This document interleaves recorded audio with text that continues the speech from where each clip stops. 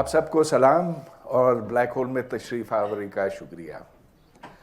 عام طور پہ یہاں علمی موضوعات، سائنس، ان پر گفتگو ہوتی ہے، لیکن کبھی کبھی ملک کے حالات ایسے ہوتے ہیں کہ ہم دوسری طرف دیکھنے پر بھی مجبور ہو جاتے ہیں، اور آج ہم یہ دیکھ رہے ہیں کہ پاکستان کے مختلف حصوں میں قتل و غارت ہو رہی ہے، عام پاکستانی مارے جا رہے ہیں، لیکن یہ باتیں شاذ و نادر کہیں رپورٹ ہوتی ہیں، اخبارات میں کبھی کبھی یہ آتی ہیں، ٹی وی پر نہ آنے کے برابر ہے۔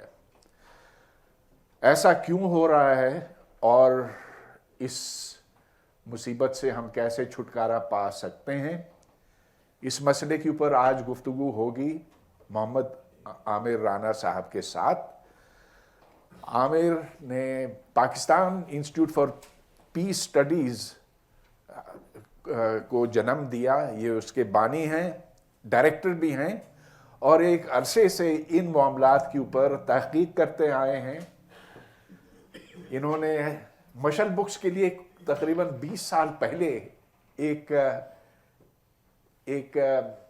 کتاب لکھی تھی، میں کہوں گا کہ پورا مجموعہ تیار کیا تھا، A to Z آف جہادی آرگنائزیشنز ان پاکستان۔ بڑی مفصل کتاب تھی، اور آج بھی اس کی ایک آدھ کاپی آپ کو اوپر مل جائے گی ہماری لائبریری میں۔ تو عامر، ہم بات یہاں سے شروع کرتے ہیں۔ یہ اچانک ایک دہشت گردی کی لہر شروع ہوئی ہے، یہ کہاں ہو رہی ہے؟ اس کا احاطہ کیجئے، بتائیے کہ یہ پہلے سے کس طرح سے مختلف ہے اور کس سمت جا رہی ہے؟ پہلے تو آپ کا بہت شکریہ اور کہ آپ نے مجھے ادھر بلایا۔ آپ نے حوالہ دیا A to Z آف جہادی آرگنائزیشن پاکستان۔ آپ کو پتہ ہے کہ آپ اس کے محرک تھے اور خالد احمد صاحب محرک تھے۔ اگر آپ نہ ہوتے تو وہ کتاب نہ لکھی جاتی، اور اس موضوع کے اوپر میں شاید کام ہی نہ کر پاتا، اور شاید یہ انسٹیٹیوٹ بھی نہ بن پاتا۔ تو اس کے پیچھے جو قوت ہے، بلکہ ڈاکٹر صاحب تھے، محرک جو تھے ڈاکٹر صاحب تھے، اور میرے استاد خالد احمد تھے۔ تو انہوں نے سمجھا کہ یہ پاکستان میں جتنی بھی جہادی منظرنامہ ہے، کوئی اردو صحافی لکھ سکتا ہے۔ اس دور میں انگریزی زبان میں کئی لکھنے والے تھے، اور جن کو میں تو بہت پسند کرتا تھا۔ الیاس خان تھے، ظفر عباس لکھ رہے تھے، عارف جمال لکھ رہے تھے، اور کئی لوگ لکھ رہے تھے انگلش میں، اور بہت اچھا لکھنے والے تھے۔ انہوں نے نہیں، یہ جو موضوع ہے پاکستان میں ملیٹنسی کا اور جہاد کا، اس کو کسی اردو صحافی سے کام کروانا چاہیے۔ تو میں قرہ میرے نام نکلا، اور وہ کتاب آئی، پھر اس کی ٹرانسلیشنز ہوئیں دنیا کی مختلف زبانوں کے اندر۔ مجھے اندازہ نہیں تھا کہ جس وقت میں وہ کام کر رہا تھا کہ یہ کوئی مارکے والا کام ہوگا۔ مجھے تو صرف اتنی خوشی تھی کہ میری پہلی کتاب جو ہے باضابطہ، اس سے پہلے میری 2 کتابیں تھیں، وہ مشل سے جو ہے پبلش ہو رہی ہیں۔ تو آج میں ادھر ہوں تو ڈاکٹر صاحب کی وجہ سے ہوں، خالد صاحب کی وجہ سے ہوں۔ اور جہاں تک آج کے موضوع کا تعلق ہے، یقیناً اس وقت دوبارہ سے عسکریت پسندوں نے سر اٹھانا شروع کیا، اور جو توقع تھی کہ کابل میں طالبان کے آنے سے عسکریت پسندی، ملیٹنسی پاکستان میں کمزور ہوگی، وہ توقعات پوری نہیں ہوئیں۔ اس کی کئی وجوہات ہیں۔ ایک تو جو ہمارے پالیسی ساز ادارے ہیں، جو لوگ فیصلہ کرتے ہیں، ان کے ذہن میں ایک بہت ہی سمپلسٹک ویو تھا پوری صورتحال کا۔ بلکہ 2019 کے اندر ہی اس قسم کی اطلاعات آنا شروع ہو گئی تھیں کہ اگر طالبان افغانستان میں آتے ہیں تو ہمیں بھی تحریک طالبان پاکستان کے ساتھ کچھ مذاکرات کی راہ ہموار کرنی چاہیے اور ان کی واپسی کے لیے آپشنز ہونی چاہیے. ان آپشنز میں کئی آپشنز تھیں اور ان کو ٹرائی کیا گیا کہ آئیں ہتھیار ڈالیں تو وہ بھی لوگ آ سکتے ہیں. ایک یہ بھی تھا کہ کچھ گروہوں کی کچھ شرائط مان کے بھی ان کو واپس لایا جا سکتا ہے. یعنی کہ کابل میں طالبان کے آنے سے پہلے ہی ادھر یہ بات شروع ہو گئی ہوئی تھی کہ طالبان کی ٹی ٹی پی کی واپسی کا امکان ہے, اور مفروضہ یہ تھا کہ ٹی ٹی پی کی اگر مین سٹریمنگ ہوتی ہے, واپس آتی ہے, تو اس مرتبہ وہ مکمل جو ہے تبدیل ہو چکی ہوگی, ٹرانسفارم ہو چکی بھی ہوگی, اور پاکستان میں امن آ جائے گا اور ملیٹنسی کا خاتمہ ہو جائے گا. بہت ہی سمپلسٹک ویو تھا اس کے اوپر. بہت اس کو بات بھی ہوئی کہ یہ جو مفروضہ ہے محض خیالی ہے, اس کے لیے آپ کے پاس کوئی ایویڈنس نہیں ہے, کیونکہ تحریک طالبان کے اندر ایک مسلسل, جیسے ایک نظریاتی تحریک ہے, ایک مسلسل ایک فکری عمل سے بھی گزری ہے, اس کا ارتقا بھی ہوا ہے, اس کی اسٹریٹجیز بھی چینج ہوئی ہیں. وہ زیادہ ابھی ملیٹنٹ سے زیادہ ایک پولیٹیکل آرگنائزیشن میں بھی چینج ہو گئی ہے. تو وہ جو مفروضے کی دو وجوہات تھیں مجھے جو سمجھ آتی ہیں. ایک کہ طالبان آپ کے اتحادی ہیں اور وہ آپ کی ہر بات مانیں گے. دوسرا مفروضہ یہ کہ چونکہ اب پاکستان میں ملیٹنسی کی وجوہات کم ہو گئی ہیں فاٹا مرجر کے بعد, تو شاید یہ آسان ہوگا ان کو کنونس کرنا آپ آئیں اور ان کے خاندانوں کو انگیج کر کے تو ان کو لایا جا سکتا ہے. تو یہ دونوں مفروضے بالکل غلط ثابت ہوئے, چونکہ یہ ان کی بنیاد کسی ٹھوس شواہد یا حقائق کے اوپر نہیں تھی. پھر یہی ہوا کہ تحریک طالبان کو تھوڑی سی اسپیس ملی, وہ سوات میں بھی آ گئے اور وزیرستان میں پہلے آنا شروع ہو گئے تھے. کس سن کی بات کر رہے ہیں آپ؟ یہ 2007 نہیں, یہ تو ابھی کی بات, ابھی ہاں, تو یہ تو 2021 اس سے پہلے, تو وہ تو بہت پیچھے چلی جائے گی بات. ہم تو صرف 2-3 سال کا منظرنامہ دیکھ رہے ہیں کہ اس عرصے میں بھی. اور یہ دیکھیے کہ 2019 میں جب یہ تھنکنگ پروسیس شروع ہوا کہ ہمیں ٹی ٹی پی کو لانا چاہیے, اس وقت تک ریاست ایک طرف کہتی تھی کہ ٹی ٹی پی ایک ڈیفیٹڈ فینومینن ہے, کہ وہ ہار چکی ہے, اور دوسری طرف اس کے واپسی کی بھی بات ہو رہی تھی. یہ خاصی متضاد سی بات نظر آتی ہے. اور اے پی ایس کے بعد جیسے واقعے کے بعد نیشنل ایکشن پلان کی بات ہوئی, بہت سارے پالیسی ڈاکومنٹس بنے, اور بڑی ہر سال جو ہے عزم دہرایا گیا ملٹری کی قیادت سے بھی, سیاسی بھی, کہ اب واپسی نہیں ہوگی, اور اس کے کوئی امکانات بھی نہیں تھے. پھر جب یہ ایک مفروضے کے اوپر جب بات شروع ہوئی تو اس کی واپسی کے امکانات شروع ہو گئے. میرے کولیگ ہیں صفدر, یہ اس کو دیکھتے ہیں, ان کے اعداد و شمار بڑی باریک بینی سے دیکھتے ہیں, سوشل میڈیا سے بھی, مین اسٹریم میڈیا سے بھی, ان کی پبلیکیشن سے بھی. تو 2019 کے جو اعداد و شمار ہیں, اب دیکھیے اس میں تقریباً 52% اضافہ ہو گیا دہشت گردی کے واقعات کے اندر. اور یہ سپیس جو ہے ریاست اور ریاست کے اداروں نے دی ہے. یہ سپیس شاید تحریک طالبان نہ لے پاتی اپنی عسکری کارروائیوں کے ذریعے یا اپنی کسی سیاسی حکمت عملی کے بدلے. تو ریاست نے سپیس دی, اور اس نے بڑی تیزی سے جو سپیس بنی, جو حالات بنے, اس کا بھرپور فائدہ اٹھایا اور سپیس کو انہوں نے آکوپائی کیا. اور ابھی تو صورتحال یہ ہے کہ ایک ٹی ٹی پی جس کو آپ ڈیفیٹڈ فینومینن کہتے تھے, ایک نہ صرف وہ سیاسی سٹیک ہولڈر بن چکی ہے پاکستان کے قبائلی علاقوں میں, بلکہ اسے طالبان کی سرپرستی بھی حاصل ہے.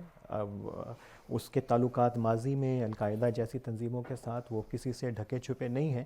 تو اس کی سیاسی قوت میں بھی, اس کی عسکری قوت میں بھی اور اضافہ ہوا ہے, بلکہ اس نے اپنے مطالبات کے اوپر منوانے کی طرف پیش رفت کی ہے. اور یہاں پہ تو یہ بھی بات ہوئی جب بات چیت ہو رہی تھی, اگرچہ بات چیت کے دروازے بند نہیں ہوئے, تو یہ بھی بات ہوئی کہ ان کی جو بنیادی شرط ہے، مطالبہ ہے، اس کو بھی مانا جا سکتا ہے. وہ مطالبہ کیا ہے کہ فاٹا کا جو ہے جو سٹیٹس ہے اس کو بحال کر دیا جائے. اور پارلیمنٹ نے کہا ہے کہ اس پر مذاکرات ہو سکتے ہیں. اور ظاہر ہے اس کے بعد جب یہ بات ہوئی تو پھر ایک کور کمانڈر صاحب کا تبادلہ بھی ہو گیا. ایک وجہ یہ بھی اس کے پیچھے تھی. تو میرا خیال ہے کہ ابھی صورتحال جو ہے وہ دوبارہ خاصی نازک ہوتی جا رہی ہے، خاص طور کے پر پاکستان کے جو ٹرائبل ڈسٹرکٹس ہیں ادھر، اور آہستہ آہستہ بلوچستان کے کچھ اضلاع کے اندر. تو وہ ٹی ٹی پی کا اثر و نفوذ ہے. باقی آپ کچھ اور گروپ بھی یہاں پہ ہیں، اسلامک اسٹیٹ خراسان جیسے سیکٹیرین گروپس بھی ہیں جو کہ ابھی زیادہ کارروائیاں تو نہیں کر رہے لیکن ایک بڑی تھریٹ تو بن سکتے ہیں، کیونکہ وہ سارے انسپریشن جو ہے وہ ٹی ٹی پی جیسے گروپ سے ہی لیتے ہیں. تو وہ اگر وہ بھی فعال ہوتے ہیں تو ظاہر ہے کہ جو اگلا جو ہدف ہے وہ کراچی جیسے شہر ہیں، کوئٹہ تو اور اس کے گرد و نواح کے جو علاقے تو ابھی بھی داعش اور ٹی ٹی پی کے حملوں کی زد کے اندر ہیں. عامر، ہم ایک بہت خوفناک زمانے سے گزرے ہیں. اگر آج سے کوئی 10 سال پہلے دیکھا جائے تو پاکستان کے ہر شہر میں دھماکے ہوتے تھے، مارکیٹوں میں، بازاروں میں، اسکولوں میں، مساجد میں، اور کوئی 50 60 70 ہزار پاکستانی ہلاک ہوئے، شہید ہوئے، جو بھی آپ کہنا چاہتے ہیں. تو اس کو ایک تاریخی تناظر میں دیکھا جائے، ایک زمانہ تھا جب ہم کہتے تھے کہ دہشت گرد کا لفظ بھی نہیں استعمال کرنا چاہیے، آپ عسکریت پسند کہیں، آپ انتہا پسند کہیں، لیکن مذہبی انتہا پسند نہ کہیں، اور ان کو دہشت گرد نہ کہیں. کچھ اخبارات میں ان کو فدائین کہا جاتا تھا. ہم اس بات سے منکر تھے کہ یہ مسلمان ہو سکتے ہیں، اور بہت بڑے لوگ جیسا کہ جنرل حمید گل تھے وہ اس دعوے سے کہتے تھے کہ یہ ہو ہی نہیں سکتے کیونکہ مسلمان کو کبھی مار ہی نہیں سکتا. اب جب یہ حالات اور بگڑتے چلے گئے، اور 2014 کی بات ہے، 16 دسمبر جب آرمی پبلک اسکول کے اوپر حملہ ہوا تھا، اس کے بعد جو رد الفساد کا فیز آیا جس میں فساد کا لفظ استعمال کیا. بڑی اہم بات ہے فساد، کیونکہ فساد تو بھائیوں کے بیچ میں ہوتا ہے، اپنے بیچ میں ہوتا ہے. یہ نہیں کہ کوئی غیر آ کر آپ کے اوپر حملہ آور ہو، یہ آپس کی بات ہوتی ہے. تو اس وقت ہم یہ کہتے تھے کہ انڈیا اس میں ملوث ہے. ہم یہ کہتے تھے کہ یہ ان کے جو کانسولیٹس ہیں کتنے تھے؟ 4 تھے، لیکن کہے جاتے تھے کہ 24 ہیں، 27 ہیں، کبھی اچھا اتنا انڈیا تو نمبر. بھاگ ہی گیا افغانستان سے. اچھا ہی ہوا، چلو جو بھی ہے چلا گیا وہاں سے، مگر یہ زیادہ اب زوردار بنتے جا رہے ہیں. تو اس کے پیچھے جو قوت ہے وہ کیا ہے؟ ان کا سرچشمہ کیا ہے؟ کیوں یہ لڑ رہے ہیں؟ ان کے مقاصد کیا ہیں؟ یہ کیا چیز چاہتے ہیں پاکستان سے؟ اس پر ذرا روشنی ڈالیں. ہاں بالکل، یہ بڑا اہم ہے، لیکن انڈیا کا آیا تو صرف بریفلی. انڈیا گیا تو نہیں ہے، افغانستان میں ہے. اور جیسے پہلی جو حکومتیں تھیں افغانستان میں وہ پاکستان کو انڈیا کے نام سے ایکسپلائٹ کرتی تھیں، چھیڑتی بھی تھیں کہ یہ نہ کیے تو انڈیا کے ساتھ. طالبان نے بھی وہی کام شروع کر دیا. جو ملا یعقوب ان کے وزیر دفاع ہیں، جب ان کو پاکستان سے شکایت ہوئی جو سرحد کے اوپر بہت سارے واقعات ہو رہے ہیں، تو اس کے اوپر انہوں نے کہا کہ ہم انڈیا کے ساتھ ضرور شراکت کریں گے اور دفاعی معاہدے بھی کیے جا سکتے ہیں. اگرچہ ابھی بھی اس پہ سوالیہ نشان ہے کہ جو پہلے دفاعی معاہدے تھے افغانستان انڈیا کے وہ ابھی انٹیکٹ ہیں یا نہیں ہیں. تو اس سے تو ہٹ کے، لیکن یہ بڑا امپورٹنٹ ہے کہ پروسیس جو تھاٹ پروسیس یہاں پہ ہوا کہ جہادیس کو، جن کو پہلے مجاہدین، پھر ان کے لیے کہا گیا کہ جہادی، اور بہت سی نیوٹرل ٹرمز کے ان سے یا تو گلوریفائی ہو یا پھر یہ ایسی کہ نیگیٹو پہلو نہ جاتا ہو. تو اس پہ پورے، اور دہشت گرد جب ریاست نے ڈکلیئر کیا، پورا تھاٹ پروسیس ہوا ہے सोसाइटी में शायद उस सतह के ऊपर नहीं हुआ। हाँ, रियासती इदारों के अंदर, ख़ास सिक्योरिटी रियासती इदारों के अंदर ये एक बड़ा मुश्किल मरहला था, ये पूरा थॉट प्रोसेस होने का। जब मुशर्रफ साहब ने कहा कि हम इस दहशतगर्द के ख़िलाफ़ जंग में जा रहे हैं, तो सबसे पहले जो आवाज़ उनके ख़िलाफ़ आई, जो 2 हमले उनके ऊपर हुए, वो ना सिर्फ जहादी तंजीमों ने किए जो रियासत की सरपरस्ती में उस वक्त तक काम कर रही थी, बल्कि उनके ताने बाने रियासती इदारों के अंदर मौजूद अफराद के साथ थे। और ख़ास तौर के ऊपर फिर कुछ ऐसे वाक़यात हैं हसास नौइयत के कि फिर एयर फोर्स के कितने 13 कैडेट्स को जो है वो सज़ा दी गई। बहुत ज़्यादा फिर इंस्टीट्यूशंस के अंदर से सफाई का प्रोसेस शुरू हुआ। और जो GHQ का हमला था, ख़ास तौर के ऊपर ये रखना चाहिए कि कभी ये तो पूरा रियासत पाकिस्तान के ऊपर हमला था। अगर मुझे कहा जाए कि अभी तक 2001 से लेके अभी तक जो सबसे होलनाक और खौफनाक वाक़या है पाकिस्तान की दहशतगर्दी की तारीख़ में, तो क्या है, तो मेरे ख़्याल में GHQ के ऊपर हमला था। और वो उस हमले का जो मास्टरमाइंड था वो GHQ के एक डिस्पेंसरी के अंदर मुलाजिम था। और उसके ज़ाहिर है कि तमाम जो अफसरान और पूरा एक नेटवर्क था। और उसमें कायद-ए-आज़म यूनिवर्सिटी के एक प्रोफेसर भी शामिल थे। बिल्कुल, उसमें अब कुछ और बड़े बड़े उसमें नाम भी इसके अंदर आ जाएंगे। तो ये एक पूरा थॉट प्रोसेस चल रहा था। और जब जनरल कियानी ने 2009 में काकूल के अंदर कहा कि अब ये हमारी सालिमियत की जंग है, और बिल्कुल वही अगर आप देखिए जो बुश ने 2001 के 9/11 के बाद जो स्पीच की थी और जनरल कियानी साहब की स्पीच को आप कंपेयर करें तो आपको कोई फ़र्क नज़र नहीं आएगा। उनका ये हमारी इक़दार, हमारी मुल्क की सालमियत, सॉवरेनिटी के ख़िलाफ़, हमारी मजहबी शनाख्त के ख़िलाफ़ जो हैं ये हमला आवर हैं। आज से हम इनको दहशतगर्द कहेंगे। लेकिन उसके बावजूद भी वो प्रोसेस रुका नहीं था। और 2012 की तकरीर है। जी 2012 की तकरीर है। लेकिन उसके बावजूद भी आप देखें कि फिर जो बड़े हमले हैं, जो हमारे जो बहरी जहाज़ का जो वाक़या है कि वो दहशतगर्द ले गए और एयर बेसिस के ऊपर जो हमले हैं, तो वो तो इंसाइडर्स की जॉब थी सारी। इसके ऊपर तो हमारे दोस्त थे सलीम शहजाद, उनकी जो किताब है इनसाइड अल-कायदा, उसमें तो बड़ी डिटेल के अंदर कि कैसे ये पूरे इंस्टीट्यूशन के अंदर इसकी जड़ें गहरी थीं।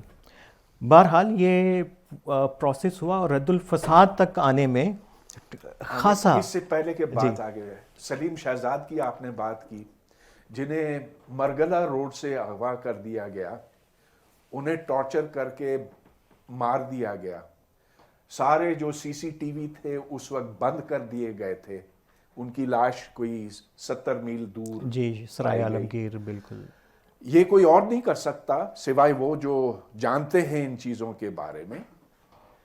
और आपने उन लोगों का जिक्र किया जिन्होंने जनरल मुशर्रफ के ऊपर नाकाम हमले की कोशिश की। जब वो पकड़े गए, उन्हें बन्नू जेल में बंद किया गया, तो तालिबान ने उसके ऊपर हमला किया और वो वहाँ से छूटे।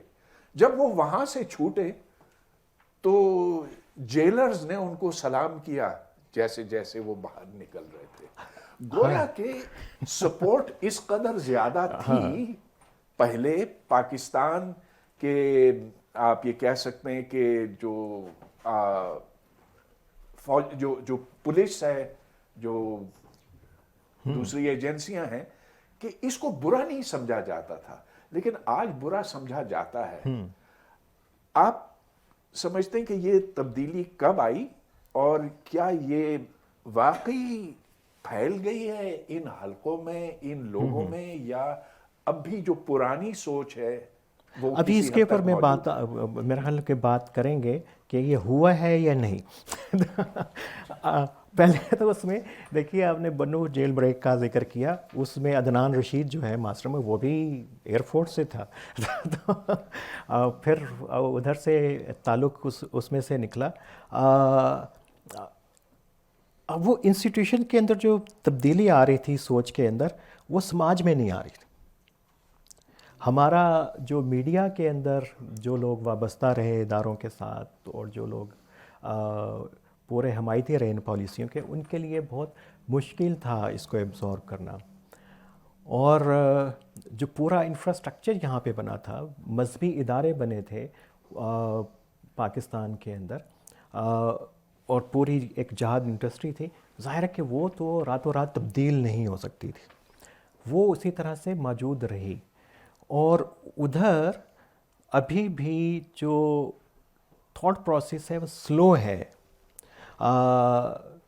اور اس میں بھی بہت سارے اگر مگر ہیں, اور ریاست نے کوشش کی کہ ان کو پیغام پاکستان جیسے فتووں کے ذریعے مجبور کیا جائے کہ آپ اس کے اوپر سائن کریں. سائن کرنے کے بعد بہت کم لوگ ہیں کہ اس ڈاکومنٹ کو مانتے بھی ہوں کہ یہ انہی کی طرف سے فتویٰ ہے. پھر دلچسپ بات یہ ہے اس پورے پروسیس کے اندر کہ ریاست نے جن لوگوں کو پہلے جہاد کے اندر استعمال کیا, انہی لوگوں کے ذریعے کہا کہ اب جو ہے رد الفساد کا کام بھی آپ کریں. مثلاً یہ سپاہی صحابہ کے رہنما پیغام پاکستان کے لیے جب کانفرنس کرتے ہیں تو اس کا کیا مطلب ہے؟ وہ کالعدم تنظیم ہے.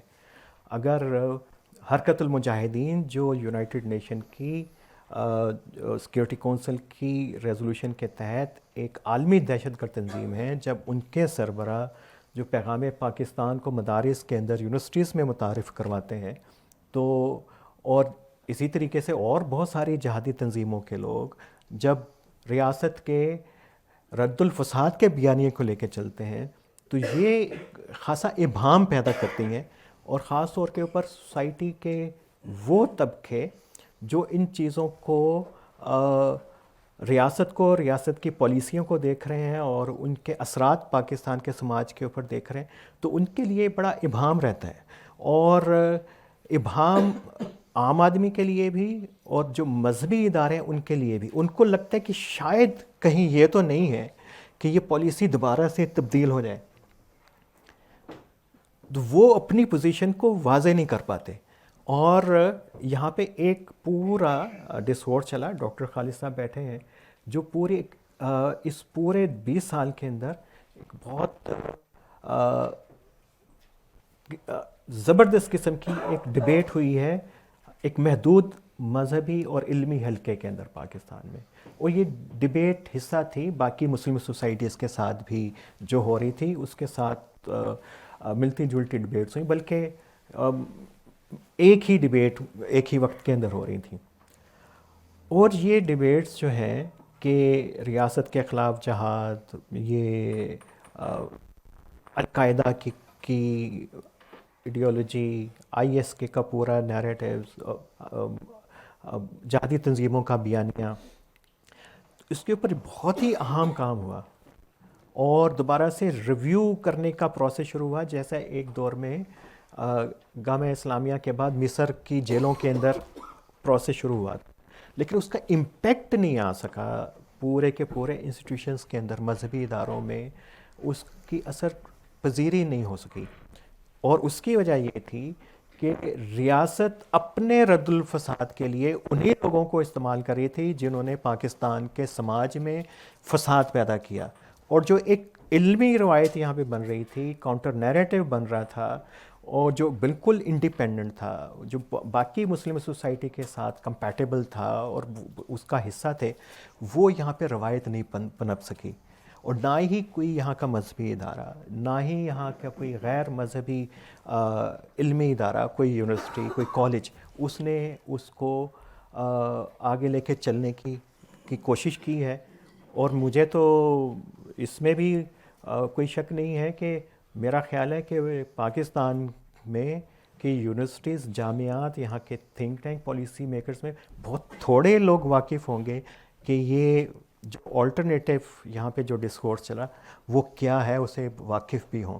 اور مجھے لگتا ہے کہ اگر کوئی خاکہ ابھر کے آ سکتا ہے اس پورے کے پورے مرض کا جس کو ہم یہاں پہ ذکر کر رہے ہیں، تو اس میں بہت ساری ایسی چیزیں ہیں جو ہم اس میں سے اگر غور کریں، بات چیت ہو تو بہت اچھی آپشنز نکل سکتی ہیں، بہت اچھے حل ہمارے سامنے آ سکتے ہیں، لیکن وہ ہو نہیں سکا. تو آپ نے جب وہ کتاب لکھی تھی 20 سال پہلے، تو کوئی اس میں میرا خیال ہے 150 200 300 مختلف آرگنائزیشنز تھی A to Z، اور ہر ایک میں بہت سے تھے. اب بہت کم ہو کے رہ گئے، لیکن شاید ان کی طاقت بڑھ گئی ہے. سر فہرست تو تحریک طالبان پاکستان ہے. اب ذرا یہ بتائیے کہ انہوں نے تحریری طور پر کوئی منشور تیار کیا ہے؟ اگر کیا ہے تو اس میں کیا ہے، کس چیز کے لیے وہ لڑ رہے ہیں، اور اس پر ہمارے ہاں ڈیبیٹ کیوں نہیں ہوتی؟ ہاں، یہ بہت سارے مذہبی حلقے بھی شاید اس پوری ڈیبیٹ سے آگاہ نہیں ہے. ایوولوشن ہوا. پہلے تو ٹی ٹی پی نے جو نیریٹو چھینا تھا وہ پاکستان کی جہادی تنظیموں سے چھینا تھا. اس میں تھوڑا سا فرق دیکھ لیں. جب میں ٹرم یوز کر رہا ہوں جہادی تنظیم، اس سے مراد یہ ہے کہ وہ تنظیمیں جو پہلے افغانستان میں اور پھر کشمیر میں ریاست اور ریاست کے اداروں کی سرپرستی میں لڑتی رہیں، اور وہ پورا پاکستان کا جو جہادی بیانیہ ہے وہ اس کے تشکیل کے اندر ان کا بڑا کردار ہے.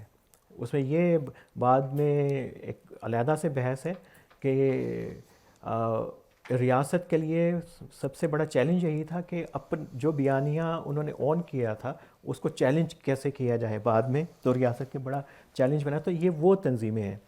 تو جب ٹی ٹی پی 2007 کے اندر اور تحریک یہ وجود کے اندر آنا شروع ہوئی، تو انہوں نے بنیادی طور پر انہوں نے کہا کیا؟ انہوں نے کہا کہ آپ کا جو بیانیہ تھا کہ ہم کشمیر کی آزادی کے لیے، پاکستان میں اسلامی نظام کے نفاذ کے لیے ہم کام کر رہے ہیں، تو چونکہ یہ تنظیمیں ریاست کی سرپرستی میں کام کر رہی تھی اور ریاست نے اپنے آپ کو امریکہ کے ہاتھوں بیچ دیا ہے، تو اب یہ تنظیموں پہ اعتبار نہیں کیا جا سکتا. تو اب ہم اس کو آگے لے کے چلیں گے. تو پورا اگر آپ دیکھیں تو 2-3 جہادی تنظیمیں ہیں، ان کے جو منشور تھے، مقاصد تھے، اور ٹی ٹی پی کے جو شروع کی مقاصد ہیں اس میں کوئی فرق نظر نہیں آتا. اور یہ پروسیس چلا یہ حکیم اللہ محسود تک اسی بیانیوں کو لے کے چلتے رہے کہ ہم نے، اور القاعدہ کا انفلوئنس بہت زیادہ آ گیا اس میں، گلوبل جہاد کا بھی آیا اور اس نے زیادہ مضبوط کیا. لیکن ایک بڑی تبدیلی یہ ہوئی کہ فضل اللہ کے مارے جانے کے بعد جب یہ نور ولی محسود کے پاس جو قیادت آئی، اس نے ڈی کنسٹرکٹ کیا پورے کے پورے نیریٹو کو ٹی ٹی پی کے، اور پوری بلکہ نظریہ سازی کا مرحلہ جب یہ نکلے افغانستان میں گئے تو وہیں پہ یہ سارا فیز جو ہے وہ مکمل ہوا. اب انہوں نے کہا کہ ہاں ایک تبدیلی تو پاکستان میں چاہیے، لیکن یہ جو قبائلی علاقے تھے، یہ ان کا جو پہلے سٹیٹس تھا اور اس سے پہلے کی جو ہماری تاریخ ہے، یہاں پہ ایک ہمارا اپنا نظام تھا، تو ہم نے اس نظام کو بحال کرنا ہے. اور انہوں نے پورا اس کو ٹرائبل کانٹیکس کے اندر ریکنسٹرکٹ کیا. انہوں نے کہا کہ ہم نے اس علاقے میں جو پاکستان کے قبائلی اضلاع ہیں، یہاں پہ ایک اسلامک ایمریٹ قائم کرنی ہے. تو انہوں نے بظاہر تو لگ رہا ہے کہ ٹی ٹی وی نے کہا کہ ہم پورے پاکستان کو کلیم نہیں کرتے، لیکن انہوں نے کہا کہ اب یہ ہر مسلمان کے پر فرض ہے، پاکستان سے، کراچی سے لے کے افغانستان میں، جہاں سے بھی پوری دنیا سے، کہ اس اب ایمریٹ کے لیے کوشش کریں جیسے افغانستان میں ہو گیا. اب جو ہے اس ایمریٹ کے لیے جو ہے، امارت کے لیے جو ہے سب کوشش کریں. تو بات تو معقول ہے، کیونکہ اسلام میں جغرافیائی حدود تو ہوتے نہیں ہیں. لیکن میرا اس میں سوال حدود پھر ہے. بھی اپنی جگہ پر ہے. کیا تحریری طور پر یہ واضح کرتے ہیں کہ ہم چاہتے کیا ہیں؟ اگر وہ کہتے ہیں کہ ہم یہاں شریعت کا نفاذ چاہتے ہیں تو اس کے خد و خال کیا ہوں گے؟ کیا وہی نظام ہوگا جو اس وقت افغانستان میں رائج ہے اور جو اب بہت سختی سے رائج کیا جا رہا ہے، ابھی جو پچھلے دنوں کی خبر ہے؟ تو یہ کس حد تک نظریاتی طور پر ان سے جڑے ہوئے ہیں اور کس حد تک ان کی اپنی آزادانہ سوچ ہے؟ اس پہ کچھ روشنی ڈالیں. دیکھیے اب یہ تو طالبان کے لیے بھی بہت بڑا مسئلہ ہے کہ وہاں پہ نظام حکومت ہو کیا، اور یہ ایک تو بہت بڑی ڈبیٹ ہے آئین کے لیے بھی ادھر کہ وہ کہاں سے آئے. اور ایک پورا کہ 1964 کے اندر ایک جو عبوری آئین افغانستان میں کیا گیا تھا، کیا اس کو اڈاپٹ کر لیا جائے کیونکہ وہ بھی پورے کا پورا اسلامی ہے. پھر ایک ڈبیٹ یہ بھی ہے کہ یہ جو ابھی ایگزسٹنگ جو ان کا آئین تھا ان کے آنے سے پہلے، اس میں تھوڑی سی تبدیلی کر دی جائے. مسئلہ تو بنیادی طور پہ کسی بھی نظریاتی گروہ کے لیے یہی ہے کہ گورننس کا سسٹم اور پرابلم سالونگ کا سسٹم کہاں سے لے کے آیا جائے. وہ جو ان کا پورا انسٹیٹیوشن ہے وہ ایک چھوٹے علاقے کے اندر، جب طالبان افغانستان میں تھے یا ٹی ٹی پی پاکستان کے اندر تھی، چھوٹے علاقے میں عدالت لگانا، جرگہ لگانا، لوگوں کو بیٹھ کے سزا دے دینا، فیصلہ کر لینا، یہ بہت آسان ہے. لیکن پورے ایک نظام انصاف کو چلانا وہ ایک بہت چیلنج تو افغانستان میں بھی ابھی ہے اور ٹی ٹی پی کے لیے بھی ہوگا. بہت سمپلسٹک ویو ہے. میں اس کو اگر کہا جائے کہ ان کے ریاست کے اداروں کا تصور کیا ہے طالبان کا، اس کے اوپر جو زیادہ کام ہوا کہ اس کے ان کے ذہن میں 4 پلر ہیں. ایک امیر ہوگا، ایک قاضی ہوگا، ایک کوتوال ہوگا، اور ایک جو ہے وہ کیا کہتے ہیں کہ جو پورا ایڈمنسٹریشن کرتا ہے، جو میئر کو کیا اس میں کہتے ہیں یہ ان کے، تو وہ 4 انسٹیٹیوشن. ہاں 4. اتنا سمپلسٹک گورننس کا ویو ہے کہ اگر یہ اس کی بنیاد کے اوپر ایک پورا نظام بنانا چاہیں تو ایک بہت ہی بڑی میرا خیال ہے کہ ایک ڈیبیٹ ان کے اندر ایک بہت ایکسٹینسو برین سٹارمنگ چاہیے کہ اس کے اوپر کیسے پورا نظام اور بنے گا بھی یا نہیں. پھر اس میں معاشیات کا نظام کیسے چلے گا، باقی آپ کے ایجوکیشن کے سیکٹر کیسے چلیں گے، بیوروکریسی کیسے کام کرے گی. ابھی تو دیکھیے دلچسپ بات یہ ہے، اب جو اعتراض طالبان کا اشرف غنی اور کرزئی کی حکومت کے اوپر تھا، اب اسلامک اسٹیٹ خراسان کا وہی اعتراض طالبان کے اوپر ہے. وہ کہتے تھے کہ آپ کے ادارے غیر اسلامی ہیں. اب آئی ایس کے کہتی ہے طالبان کو کہ آپ کے ادارے سارے کے سارے غیر اسلامی. پہلے تو بات امریکہ کی بھی تھی، لیکن امریکہ اس خطے سے نکل گیا. کم از کم اس کے اثرات تو ہمیں نہیں دکھائی دیتے. ہاں الظواہری کو مارا کیونکہ وہ القاعدہ کا ہے اور تھا، اور اس نے جنگ کا اعادہ کیا ہوا تھا. لیکن یہ جو طالبان کا پورا بیانیہ ہے، یہ عام سماج کے لیے، عام لوگوں کے لیے بڑا پرکشش تھا، کیونکہ اسلامی نظام سے تو کوئی ہٹنا نہیں چاہتا یہاں. اور آپ کو یاد ہوگا کہ پرانے زمانوں میں، پرانے مطلب یہ کہ 2003، 4، 5، 6 جب طالبان اور پاکستان اور پاک فوج کے بیچ میں تصادم ہوتا تھا اور پاک فوجی مارے جاتے تھے یا شہید ہوتے، جو بھی، انہیں دفنانے کے لیے کوئی مولوی بھی نہیں راضی ہوتے تھے اور بہت ہی وہ ڈی مورلائز ہو گئے تھے. اب کچھ صورتحال بدلی ہے. اب ہم یہ دیکھتے ہیں کہ ان علاقوں میں فاٹا جو تھا ماضی کا، اور سوات میں لوگ اٹھ کھڑے ہوئے ہیں اور وہ کہتے ہیں کہ ہمیں طالبان نہیں چاہیے. تو یہ تبدیلی آپ کے خیال میں کیوں آئی، اور کیا طالبان اس کو اکوموڈیٹ کر سکیں گے؟ دیکھیے یہ تو ان لوگوں نے تو ان سارے حالات کو سہا دیکھا، اور اس میں ادھر मजहबी जमातें भी और सियासी जमातें भी, आम सिविल सोसाइटी सब इकट्ठे हैं तालिबान के ख़िलाफ़, और क्योंकि उन्होंने सबको ही टीटीपी ने टारगेट किया और सबकी अपनी अपने मसाइल हैं उसके साथ, और वो नहीं चाहते कि वापसी मुमकिन हो। इसलिए थोड़ा सा भी जहाँ पे शक होता है उन्हें कि यहाँ पे रियासत के इदारे कहीं पे सुस्ती दिखा रहे हैं, तो एकदम से जो रद्द अमल आता है, तो मेरा ख्याल है कि एक तो अच्छी बात है, लेकिन क्या ये पूरी की पूरी फ़िज़ा पूरे पाकिस्तान के अंदर है? मेरा ख्याल है कि अभी इसको जोग्राफिया से हट के हमें पूरे सोशल कॉन्टेक्स्ट के अंदर भी देखना चाहिए। हमारी फ्रेगमेंटेशन इतनी ज़्यादा है सोसाइटी के अंदर, एक बहुत बड़ा तबका है। जब आप कह रहे हैं कि मदारिस हमारे यहाँ 40,000 हैं, चलें आधे कर लें, तो उनकी जो स्ट्रेंथ है, उनका इन्फ्लुएंस है, जो मसाजिद है, वो एक बहुत बड़ा प्रोपोर्शन है हमारी पॉपुलेशन का। तो वहाँ पे एक बड़ा इबाम है, और वहाँ से पब्लिक सेक्टर के अंदर भी ये जाके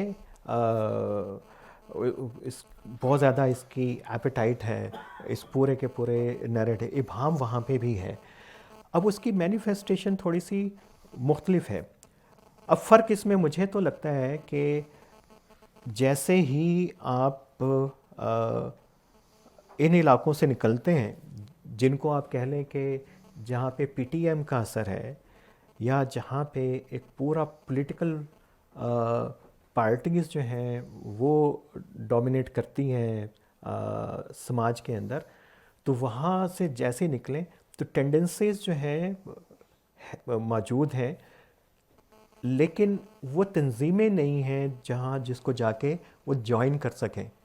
रियासत को अगर कोई क्रेडिट जाता है इस पूरे के अरसे के अंदर कि पूरा इंफ्रास्ट्रक्चर जो जिहादी तंजीमों का है, कम से कम वो एलिमिनेट हो गया हुआ है। अगर वो ना होता, अगर इस वक्त मौजूद होता, तो मगर क्या रियासत गैर जानिबदार है? आप देखें कि अली वज़ीर अब भी बेल पे है। जब आसमा जहांगीर कॉन्फ्रेंस में मंजूर पश्ती ने तकरीर की तो उसको अगले दिन उठाकर ले गए। पता नहीं अब छूटा है कि नहीं, ये मुझे नहीं, अभी नहीं। अच्छा, तो पीटीएम के खिलाफ तो ये खूब डट के अब मुखालिफत कर रहे हैं, कहते हैं कि हमें तालिबान के साथ मुज़ाकरात करना है लेकिन पीटीएम के साथ नहीं करना। तो ये सोच लगता है कि तब्दील नहीं हुई है। जो एस्टैब्लिशमेंट के इदारे हैं, एस्टैब्लिशमेंट के अंदर लगता है कि वो पुरानी सोच अब भी कायम है। आप क्या कह रहे हैं? मेरा ख्याल है इसके कॉन्टेक्स्ट के ऊपर डिपेंड करता है कि, और एक ग्रैंड एम्बिग्विटी तो बहरहाल मौजूद है पाकिस्तान में, रियासती इदारों में, सिक्योरिटी के इदारों में, और ओवरऑल पॉलिसी मेकिंग के अंदर बहुत इबाम है। और इसकी जड़ें मिलिटेंसी से ज़्यादा एक पूरा पाकिस्तान का जो शनाख्त का मसला है उसके साथ जुड़ा हुआ है। आपके पास ऑल्टरनेटिव नहीं है। अगर ऑल्टरनेटिव होता है इसके ऊपर तो बहुत डिबेट है, आप भी उसका हिस्सा हैं डॉक्टर साहब, आप सब हिस्सा हैं। तो इजी आसान रास्ता रियासत के लिए यही है कि जो रियासत का कॉन्स्ट्रक्ट बना है उस पे कुछ भी समझौता किए बगैर अगर कहीं पे राह हमार होती है मुफाहिमत की, तो उसके साथ तो चला जाए। कोई चीज़ रियासत मज़हब के ख़िलाफ़ नहीं करना चाहती, और मज़हब से के ख़िलाफ़ से ज़्यादा मज़हबी इदारों के ख़िलाफ़ कुछ नहीं करना चाहती।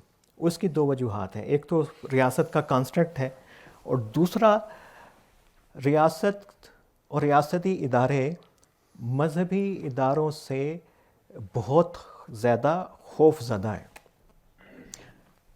पीटीएम उनके लिए, बलूचिस्तान के नेशनलिस्ट पार्टीज़, अगर सेपरेटिस्ट ग्रुप्स भी कर लें, रियासत के डिज़ाइन में उनके जहन में ये ऐसा ख़तरा नहीं है कि जिसे रियासत निपट ना सके, और उसके लिए हर किस्म का जो है वो मस्कुलर अप्रोच जो है अडॉप्ट करती है। उसके लिए سب سے حساس اور ڈیلیکیٹ مسئلہ مذہب اور مذہبی ادارے ہیں، کیونکہ انہوں نے ان کے ساتھ پار شیئر کی ہے اور ان کو لگتا ہے کہ کوئی قوت معاشرے کے اندر ان کو ڈسکریڈٹ کر سکتی ہے تو مذہبی جماعتیں ہیں. پولیٹیکل پارٹیز بھی نہیں کر سکتی، سول سوسائٹی بھی نہیں کر سکتی،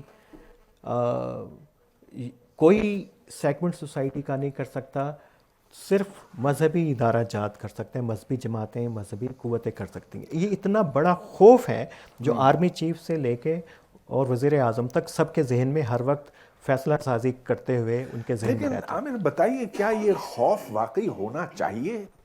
اب آپ دیکھیں پاکستان میں جو غیر مسلم ہیں وہ تو آٹے میں نمک کے برابر ہے، سبھی مسلمان ہیں. اب اسلام ٹھیک ہے ہماری شناخت کا ایک حصہ ہے، مگر ہماری اور بھی شناختیں ہیں، جیسا کہ کوئی سندھی ہے، کوئی بلوچ ہے، کوئی پنجابی ہے، کوئی سرائکی ہے، کوئی کچھ ہے. اگر ہم کہیں کہ اسلام ہی ہماری بنیاد ہے تو پھر افغانستان بھی پاکستان بن گیا نا. آخر ادھر بھی پٹھان ہیں، ادھر بھی پٹھان ہیں، اور سارے پٹھان مسلمان ہوتے ہیں یا تقریباً سارے ہوتے ہیں. تو پھر خوف کس بات کا ہے؟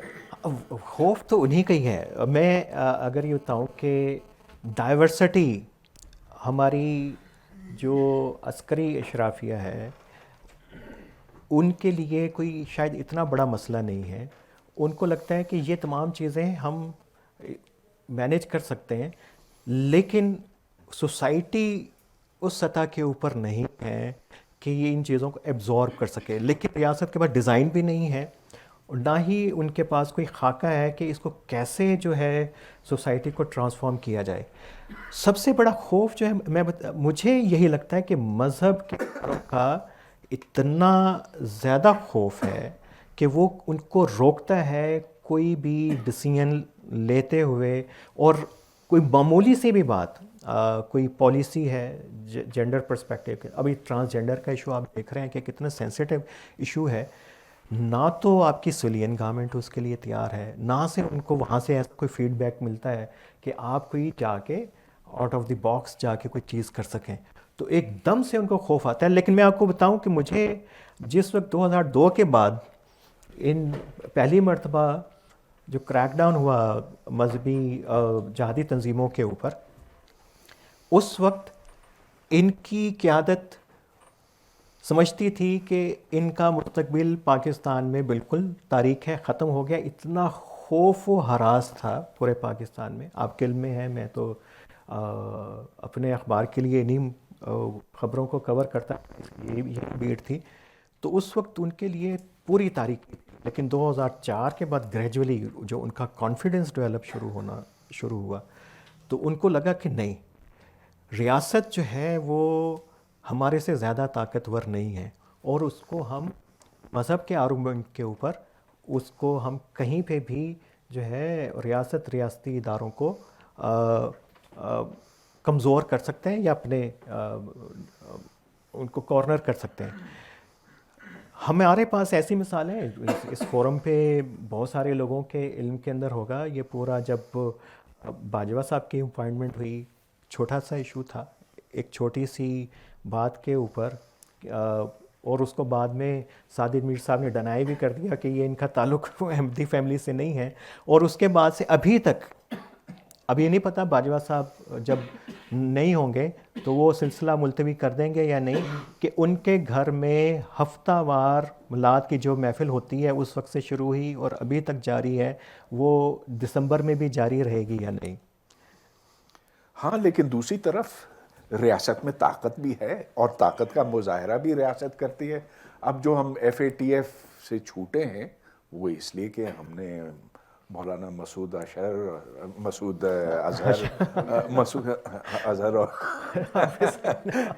اور یہ جو دوسرے مولانا ہیں سارے، ان کو حافظ سعید، بالکل، تو ان کو ہم نے فارغ کر دیا.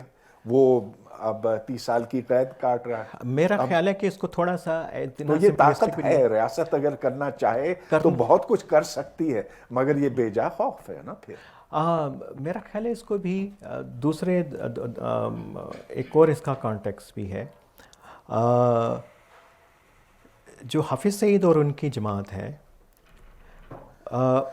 وہ ان کا جو آرگومنٹ ہے وہ ریلیجیس کانٹیکس کے اندر لے کے آئے. انہوں نے کہا کہ ہم ریاست کے خلاف کھڑے نہیں ہوں گے, ریاست ہمارے ساتھ کچھ بھی کرے تو ہم برداشت کریں گے. لیکن یہ رویہ باقی تنظیموں کا نہیں تھا. اس لیے آپ کہہ رہے ہیں کہ ہمارے فورن آفس نے طالبان سے کہا ہے مسعود اظہر کو ہمارے حوالے کر دیں.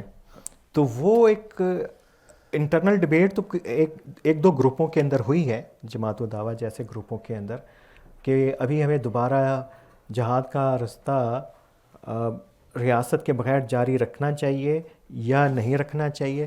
وہ ڈبیٹ تو چل رہی ہے, لیکن ریاست کر سکتی ہے, اس پہ تو دو رائے نہیں ہے. لیکن ریاست کو جو ابہام ختم کرنا ہوگا, وہ جو خوف ہے مذہبی اداروں کا, اور مذہبی اداروں کا خوف جو ہے وہ دو چیزوں سے ہی کم ہو سکتا ہے, کہ جتنی بھی اس وقت عالم اسلام کے اندر سماجی موضوعات کے اوپر بحث ہو رہی ہے, جامعات کے اندر, ان کے مذہبی اداروں کے اندر, وہ یہاں پاکستان کے علماء کے ساتھ بھی ان کو بھی پتہ ہونا چاہیے, ان کا ایکسپوئر ہونا چاہیے. مثلاً ندوۃ العلماء جو ہے انڈونیزیا کی سب سے بڑی جماعت, وہ دنیا کی واحد اسلامی سیاسی جماعت ہے جو ہیومن رائٹس چارٹر ہے یونائٹڈ نیشن کا, اس کو انڈورس کرتی ہے اور اس کو اسلام سے منافی نہیں سمجھتی.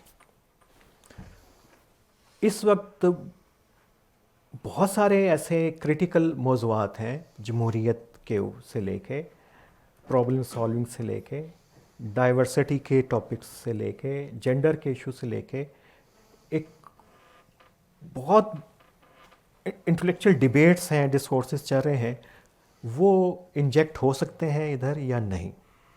تو اگر وہ ہوں, ایک تو ٹرانسفارمیشن کا وہ ایک پہلو ہے.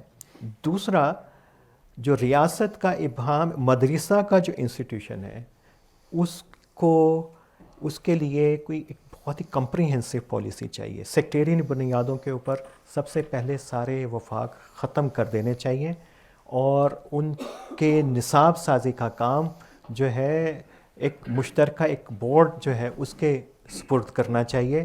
اور وہ یہ دو کام اگر ہوں تو اس کے بعد بھی مجھے لگتا ہے کہ کچھ عرصہ لگے گا کہ پاکستان میں جو پوری ڈیبیٹ ہے مذہب اور مذہب سے متعلق موضوعات کے اوپر, وہ تھوڑی سی ان لائن ہو سکے جو باقی مسلم سماج کے اندر. جی آپ بالکل صحیح کہہ رہے ہیں, باقی مسلم سماج بہت مختلف ہو چکے ہیں. اب سعودی عرب کی مثال کو چھوڑیں, کویت کو چھوڑیں, آپ یو اے ای کو چھوڑیں, دیکھیں انڈونیشیا میں, ملیشیا میں, سنگاپور میں, جہاں جس طرح سے مسلمان رہتے ہیں, جس قسم کے ان کے مدارس ہیں.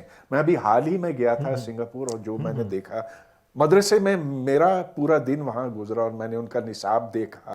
میں نے دیکھا کہ وہ کس طرح سے ان کا برتاؤ کیسا ہے باقی لوگوں کے ساتھ, اور میں بڑا خوش ہوا کہ وہ اس سوسائٹی کے اندر انٹیگریٹ ہو گئے ہیں, جہاں یا انٹیگریٹ ہونے کی پوری کوشش کر رہے ہیں, اور کافی حد تک ہوئے بھی ہیں, جس میں اکثریت غیر مسلموں کی ہے. ملیشیا میں جو مسلمان ملک ہے, وہاں مدارس کا جو نیچر ہے اور یہاں کا جو ہے بالکل مختلف. ہم اس سے ہٹ کے رہ گئے, اور جو تجاویز آپ نے دی بہت ہی معقول ہیں, مگر مسئلہ یہ ہے کہ جب بھی مدارس میں اصلاحات کی بات آتی ہے, وہ کہتے ہیں کہ نہیں, ہمیں تو تمہاری بات سننی بھی نہیں ہے, ہم رجسٹر بھی نہیں کرائیں گے, ہمیں جتنی بھی مراد دو ہم وہ لینے کے لیے تیار نہیں, ہم جو کرتے آئے ہیں سو ہم کرتے رہیں گے. اب میں آپ سے ایک اور سوال کرنا چاہوں گا کہ جو ہماری مین سٹریم کی سیاسی پارٹیاں ہیں, ان میں کتنا فرق نظر آتا ہے اس معاملے کے اوپر, اور یہ کہ جو اس وقت ملیٹنسی بڑھ رہی ہے, جو مذہبی نوعیت کی دہشت گردی بڑھ رہی ہے, کیا ان میں وہ سب ہم خیال ہیں, یک خیال ہیں, یا ان میں بھی آپ کو کوئی فرق نظر آتا ہے؟ اور اس سے پھر اگلا سوال یہ کہ کیا ان کی سوچ اور اسٹیبلشمنٹ کی سوچ میں آپ کوئی فرق دیکھتے ہیں؟ ہاں دیکھیے, یہ بڑا اہم ہے کہ سیاسی جماعتیں تو اس مسئلے کی کیا کہیے کہ وہ کوئی اپنے اوپر ذمہ داری نہیں لیتی.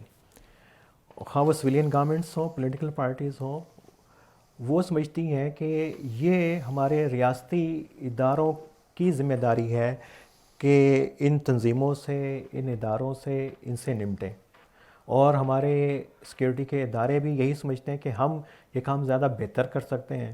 وہی پیغام پاکستان کی کمپین چلاتے ہیں، اس میں کوئی کہیں پہ کوئی سویلین جو گورنمنٹ ہے وہ براہ راست اس کا سٹیک ہولڈر نہیں ہے. جو ہمارا کاؤنٹر نیریٹو کی ایک پوری نیشنل کمپین ہے، شاید آپ کو پتہ بھی نہیں ہوگا کہ چل کہاں رہی ہے، اور لیکن ان کے پیپرز کے اندر اسے پورے پاکستان میں ایک کاؤنٹر نیریٹو کی مہم چل رہی ہے. تو ایک تو پولیٹیکل پارٹیز جو ہیں اپنے آپ کو وہ سمجھتے ہیں کہ بہت ہی سینسٹیو مسئلہ ہے، اور چونکہ یہ معاملہ شروع کیا، خراب کیا، تو اب درست کرنے کی بھی ذمہ داری انہی کی ہے. صرف مختلف کانٹیکس کے اندر ڈپینڈ کرتا ہے کہ اس وقت کیا حالات ہیں اور کون سی پولیٹیکل پارٹی کے وہ فیور میں بات جا رہی ہے یا خلاف جا رہی ہے، تو تب وہ اسٹیٹمنٹ دیتے ہیں. پیپلز پارٹی کمپیریٹیولی جو ہے واضح ایک سٹانس لے لیتی ہے دہشت گردی کے خلاف، انتہا پسندی کے خلاف، لیکن ہمیں یہ بھی پتہ ہے اس کی پوری ہسٹری ہے سپاہی صاحبہ کے ساتھ اتحاد کی، پنجاب کی حکومت بنانے کی، اور ان کے ساتھ مل کے الیکشن لڑنے کی. پی ایم ایل این کا بھی اسی طریقے سے معاملہ ہے کہ انہوں نے بھی انہی جماعتوں کے ساتھ کی حمایت سے انہوں نے کیا. پی ٹی آئی نے ایک دور کے اندر پاکستان کی شیعہ تنظیموں کو بہت متاثر کیا، اور ابھی بھی بڑی جو شیعہ تنظیمیں عمران خان کو سپورٹ اس لیے کرتی ہیں کہ عمران خان صاحب واحد سیاسی رہنما ہیں جنہوں نے دہشت گرد تنظیموں کا نام لے کے کہا کہ یہ تنظیم اور ان کے رہنما جو ہیں یہ پاکستان کے مسائل کے ذمہ دار ہیں، ان کو ختم ہونا چاہیے. تو یہ عمران خان کے علاوہ ابھی تک، حالانکہ ہم کہتے ہیں کہ وہ طالبان خان اور پورا کانٹیکس، لیکن انہوں نے صرف ان کی 2 اسٹیٹمنٹس ہیں، میاں صاحب کی اسٹیٹمنٹ، پیپلز پارٹی کے کسی رہنما کی اسٹیٹمنٹ اس موضوع کے اوپر کوئی اتنی واضح نہیں ہے، سوائے میاں صاحب کی 2 اسٹیٹمنٹس ہیں. ایک انہوں نے کہا تھا کہ احمدی ہمارے بھائی ہیں، وہ تو جب گڑھی شاہو میں جو ان کی عبادتگاہوں کے اوپر حملہ ہوا اس کے کانٹیکس میں، اور ایک دیوالی کی تقریب کے اوپر انہوں نے ہندوؤں کے بارے میں کہا. لیکن وہ بڑی جرنل اسٹیٹمنٹس ہیں، کوئی اسپیسیفک اسٹیٹمنٹ نہیں ہے، اور نہ ہی اس کی کوئی ذمہ داری سیاسی جماعتیں لیتی. ہاں، سیاسی جماعتیں اگر اس مسئلے کی آنرشپ لیں تو میرا خیال ہے کہ بہت سارے جو مسائل ہیں کم ہو سکتے ہیں، لیکن وہ ڈرتے ہیں، وہ سمجھتے ہیں کہ نہ تو ہم نے اس میں کچھ کیا، نہ ہمارا لینا دینا ہے، جن کی ذمہ داری ہے تو وہی اس سے نمٹیں. عمران خان کا یہ بھی کہنا تھا کہ تحریک طالبان پاکستان کو الیکشن لڑنے دیا جائے، ان کے دفاتر کھولے جائیں پاکستان کے ہر شہر میں، صرف پشاور میں نہیں، ہر شہر میں. اور ٹی ایل پی کے بارے میں بھی یہی سوچ ہے. تو آپ سمجھتے ہیں اس مین اسٹریمنگ سے کیا دہشت گردی میں کبھی کمی آ سکتی ہے؟ اور اگر آتی بھی ہے تو پھر پاکستان کا جو سماج ہے وہ کس سمت چل پڑے گا؟ دیکھیے، اس میں تو جو تھیوری کے کانٹیکس کے اندر دیکھیں تو جو بھی گروپ، پارٹی ڈیموکریسی کو گورننس کا سسٹم سمجھتی ہو اور پرابلم سالونگ کا ذریعہ سمجھتی ہو، تو اس کے بارے میں تو ہمارے جو چھوٹا سا ڈسپلن ہے کہ اس کے اندر پوٹینشیل ہے، وہ مین سٹریم ہو سکتی ہے. جو اس 2 انسٹیٹیوشن کے اوپر، بلکہ مینلی تو ڈیموکریسی کے انسٹیٹیوشن پہ بلیو نہیں کرتی، تو اس کے امکانات کم ہیں. اور ٹی ٹی پی بلیو نہیں کرتی تھی ڈیموکریسی کے اوپر، جو ہمارا کانسٹیٹیوشن ہے اور پورا جمہوری پیرافرنیلیا ہے. لیکن پچھلے کچھ عرصے سے، میں نہیں پتہ، مجھے ابھی اس کا اندازہ لگانا مشکل ہے کہ یہ مزید کس سمت کے اندر یہ گروپ جائے گا. اس کی طرف سے کچھ ایسے انڈیکیشن ہیں کہ وہ شاید عملی سیاست میں حصہ لینا چاہتے ہیں جس کو پہلے وہ حرام قرار دیتے تھے. یہ اسی طریقے کی بات ہے کہ جب جماعت الدعویٰ بنی تو اس وقت ان کا تھا کہ ہم عملی سیاست میں حصہ نہیں لیں گے کیونکہ یہ جمہوری نظام جو ہے کافرانہ نظام ہے اور یہ غیر اسلامی نظام ہے. لیکن ہم نے دیکھا کہ انہوں نے پچھلے 2 الیکشن میں حصہ بھی لیا. مگر یہ کوئی تعجب کی بات نہیں.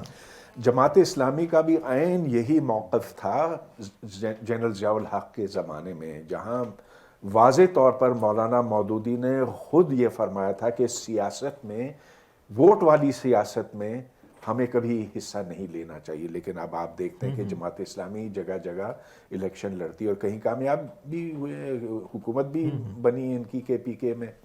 تو یہ باتیں تو بدل جاتی ہیں، but there is a cost to pay. بالکل. وہ یہ کہ آپ کا سماج ایک خاص سمت میں چل پڑتا. بالکل. اس میں ایک چیز تو میرا خیال ہے کہ بڑی واضح ہے کہ اس پہ آرگومنٹ ہو سکتا ہے، لیکن میں بہرحال اس کا سپورٹیو ہوں کہ کسی بھی نان اسٹیٹ ایکٹر کو ہتھیار اٹھانے کی اجازت بھی نہیں ہونی چاہیے، اور جو ہیٹ کا پورے جو ہمارا رجیم ہے، لیگل رجیم ہے، اس کو افیکٹولی اپلائی ہونا چاہیے. اور اس کے اوپر ہمارے پاس بہت ایک پوری رجیم کے اندر پورا ایک لیگل ایک قوانین ہے، لیکن ریاست ان کو اپنے سیاسی مخالفین کے خلاف استعمال کرتی ہے. دہشت گردوں کو، بدامنی پھیلانے والوں کے خلاف وہ کلازز جو ہیں وہ بہت کم استعمال ہوتی ہیں.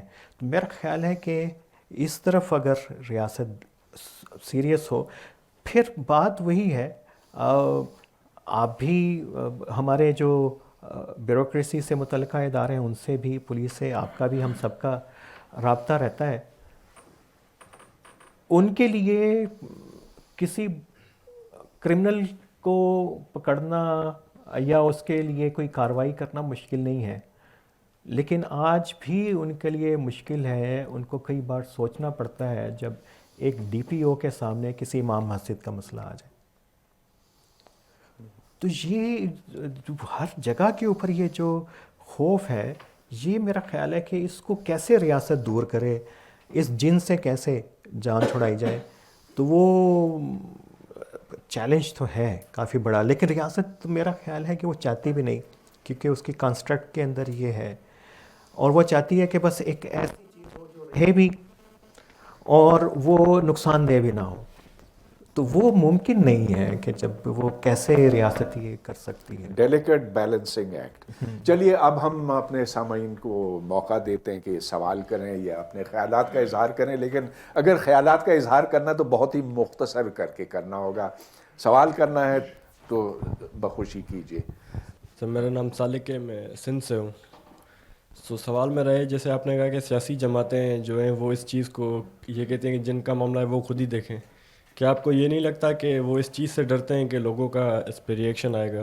وہ اس چیز سے ڈرتے ہیں کیونکہ ان کو اپنی سیاست بھی بچانی ہے، ان کو سروائیو بھی کرنا ہے، اور جن کو خوش کرنا سب کو خوش بھی کرنا ہے. بالکل ٹھیک کہہ رہے ہیں، اس میں تو کوئی دو رائے نہیں ہے. میں تو اتفاق کرتا ہوں، اور جہاں جہاں پہ موقع ملتا ہے، میاں مٹھو خان صاحب بھی اتحاد کرنا چاہتے ہیں، پیپلز پارٹی کرنا چاہتی ہے. سب اس وقت ٹی ایل پی کی حمایت کے لیے دو جماعتیں بڑی سرگرم ہیں، پی ٹی آئی بھی اور پی ایم ایل این بھی. حالانکہ پی ایم ایل این کے رہنماؤں کے اوپر انہوں نے حملے بھی کیے احسن اقبال کے اوپر، تو اس کے باوجود جو ہے وہ اپنے ایک سیاسی کانٹیکس کے اندر سمجھتے ہیں کہ ابھی بھی یہ مؤثر قوت ہے، تو ہمیں ان کے ساتھ اتحاد کرنا چاہیے. تو یہ بالکل اس میں تو تھینک یو سو مچ سر. میرا نام امجد ہے، میں بھی مسلم کلچرز کا ایک اسٹوڈنٹ ہوں.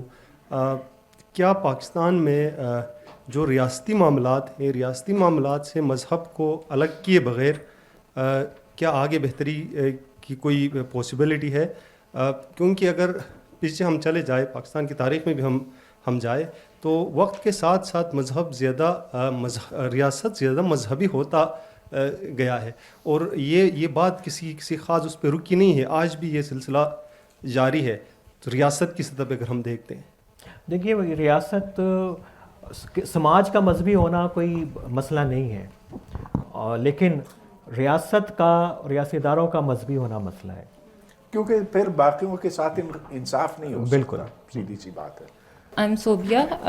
میرا کوسچن جو ہے آپ دونوں سے ہے in the context of Kashmir. ابھی ہم دیکھتے ہیں کنٹمپریری جو چل رہی ہے پالیٹکس اسپیشلی پاکستان کی، تو کشمیر از اے لاسٹ کاز. تو کشمیر میں جو جہادی آرگنائزیشنس ہیں، می بینگ اے کشمیری، میں نے دیکھا ہے گراس روٹ لیول پہ کتنی ایکٹیو ہوتی ہیں. And when it comes to the active politics, جیسے ابھی آپ نے بات کی کہ مین اسٹریمنگ آف جہادی آرگنائزیشن ان ٹو پالیٹکس. پہلے تو یہ کہ theoretically maybe it is feasible, اگر وہ ایگری ہوتی ہیں یا وہ اگر صرف کہنے کی حد تک ایگری ہوتی ہیں تو شاید یہ فیزیبل ہو. لیکن ہم کس قسم کا پریسیڈنٹ سیٹ کریں گے کہ اگر ایک ریلیجیس یا جہادی fundamentalist I would say represent کر رہا ہے ایک گروپ آف پیپل کو نیشنل اسمبلی میں، یا وہ ہمارے لیے لاز یا پالیسیز بنا رہا ہے. میرا جو بیسک کویسچن ہے وہ یہ ہے کہ لشکر طیبہ اور جماعت الدعوہ کافی ٹائم تک اسٹیٹ اسپانسرڈ جہاد کرتی رہی ہیں کشمیر میں. میں نے خود دیکھا ہے، اس کو وٹنس کیا ہے. تو ابھی وٹ یو سے کہ ابھی اس کے کیا پراسپیکٹس ہیں کراس بارڈر جہاد میں، یا کشمیر کی ملیٹنسی ہم اس کو کہہ لیں یا جہاد کہہ لیں، وٹس ایور. تو جماعت الدعوہ اور لشکر طیبہ کے کیا پراسپیکٹس ہیں فیوچر میں؟ ابھی گراس روٹ لیول کی بات کریں تو ابھی الیکشن سیزن چل رہا ہے کشمیر میں، اور میری کنسٹیٹوئنسی میں دیکھیں تو اگر لوکل گورنمنٹ میں 4 سے 5 لوگ جو ہیں وہ الیکشن کنٹیسٹ کر رہے ہیں، تو ایک تو برادریزم ہے کشمیر کی پالیٹکس میں. سیکنڈ جو میجر فیکٹر ہے وہ کسی نہ کسی ریلیجیس آرگنائزیشن کے ساتھ افیلیٹیڈ ہیں، اور اس میں لشکر طیبہ جو ہے ایک بہت بڑا اسٹرانگ فیکٹر ہے برین واشنگ کرنے میں بچوں کی. جو ینگ بچے ہیں ان کی فیوچر کیا ہے اس چیز کا؟ اور ہم کشمیر میں ویسی ملیٹنسی ایکسپیکٹ کر سکتے ہیں جیسے فاٹا میں یا نارتھ میں ہم نے دیکھی یا نہیں؟ آپ مشکل سوال آپ نے میری طرف کر دیا. دیکھیں، لشکر طیبہ اور جماعت الدعوہ کو انڈیا نہیں ہرا سکا زور بازو سے، لیکن FATF ایک ایسی چیز بنی جو پاکستان کے گلے پڑ گئی، اور جس کی وجہ سے ریاست نے ان کے فنڈز روک دیے، ان کو جو تربیت یہاں مل رہی تھی وہ بند کرا دی. اور پھر آپ نے یہ دیکھا کہ حافظ سعید کو اندر بھی کر دیا 30 سال کے لیے. اب شاید وہ فرسٹ کلاس جیل ہو، A کلاس ہو، جو کچھ بھی ہے، لیکن he is out of service. تو یہ وہ چیز ہے جس نے بڑا اثر ڈالا کشمیر کی سیاست، یعنی پاکستان کی وہ سیاست جو کشمیر کی طرف تھی. اب آگے جو ہے وہ اس میں بہت سارے فیکٹرز ہیں. ایک تو یہ کہ انڈیا نے کشمیر کا معاملہ بہت خراب کیا ہوا ہے. ادھر جو کشمیری ہیں وہ سخت ناخوش ہیں، اور جب وہ ناخوش ہوتے ہیں تو وہ مذہب کی طرف دیکھتے ہیں. اور یہی وجہ ہے کہ جو ایک سیکولر نیشنلسٹ اسٹرگل تھا کشمیر میں، بالآخر اس کو مذہب کا رنگ مل گیا، دلوایا گیا. اس میں بھی آپ دیکھتے ہیں کہ بہت سے تفرقے پیدا ہو گئے. تو اب یہ ایک ایسی چیز ہے جو ادھر بھی نظر آتی ہے اور لائن آف کنٹرول کے اس طرف بھی نظر آتی ہے. اب وقت کے ساتھ تو یہ میں پر امید ہوں، میں سمجھتا ہوں کہ وقت کے ساتھ یہ بات واضح ہو جائے گی کہ یہ کوئی سسٹینیبل نہیں ہے. مطلب یہ کہ اگر دنیا کے ساتھ ساتھ چلنا ہے تو پھر آپ اس طرح سے لوگوں کو بانٹ نہیں سکتے. آپ کو وہی کرنا ہوگا بالآخر جو باقی مسلمان ملک کر رہے ہیں، جیسا کہ ابھی میں نے ذکر کیا پورا جو ایسٹ ایشیا ہے، اور جیسا کہ عرب خود ہے. سعودی عرب نے یہاں فنڈنگ کم از کم ڈائریکٹ فنڈنگ تو بہت کم کر دی ہے. اب مدارس اس تیزی سے نہیں پھیل رہے جس طرح سے پہلے پھیلتے تھے. اب جو ان کی سپورٹ ہے وہ زیادہ لوکل ہو کر رہ گئی ہے. وہ جو ایکسپلوژن تھا، جو جس تیزی سے یہ ان کی تعداد بڑھ رہی تھی، وہ نہیں رہی جو 2002 میں اور 2002 کے بعد تھی. تو جو ملک کے جو دنیا کے حالات ہوں گے اس سے کشمیر کی جو اپنی سٹرگل ہے وہ بھی شیپ ہوگی. آگے میں پیشن گوئی نہیں کر سکتا، لیکن کشمیر جو انڈیا کے ساتھ ہے، کشمیر جو پاکستان کے ساتھ ہے، ان کی اب مجھے لگتا ہے کہ ٹریجیکٹریز الگ ہو گئی. اس میں میں ایک دو معمولی کر دوں، بالکل 100% ایگری کرتے ہوئے کہ کشمیر کے اندر جو اس وقت ریزسٹنس موومنٹ ہے انڈین سائڈ کے اوپر، وہ پاکستان کی جہادی تنظیموں سے تعاون نہیں چاہتے. وہاں پہ ڈیبیٹ ہے کہ یہ ایک بڑا فیکٹر ہے، کہتے ہیں ہم خود سسٹین کر سکتے ہیں، کیونکہ جب پاکستان سے آتے ہیں تو ہماری پوری موومنٹ خراب ہوتی ہے، انفلوئنس بھی آتا ہے. اس کے اوپر بہت ہی لٹریچر بھی ابھی آپ کو مل جائے گا. لیکن ایک اور جو مسئلہ ہوا ہے کہ یہاں پہ جو سیکٹیرین ہیٹ نیریٹو ہے، اس نے سب سے زیادہ نقصان پاکستان کے کشمیر کاز کو پہنچا ہے. کیونکہ سیکٹیرین ایشو کے اوپر آپ کال دیں، پورا پاکستان اسلام آباد آ جائے گا. کشمیر کے لیے ریلی کے لیے آپ کو لاہور، کراچی، اسلام آباد میں جب تک ریاستی ادارے شامل نہ ہوں، آئی ایس آئی نہ کرے، آئی بی نہ کرے، تو 100 لوگ بھی اکٹھے نہیں ہوتے. آپ جی بالکل آپ صحیح کہہ رہے ہیں. عمران خان نے کہا تھا کہ ہر جمعے کو ہم باہر نکلیں گے سرکاری دفاتر سے اور 5 منٹ خاموش رہیں گے. وہ ایک ہی دفعہ ہو سکا، اگلے ہفتے بھی نہیں ہوا.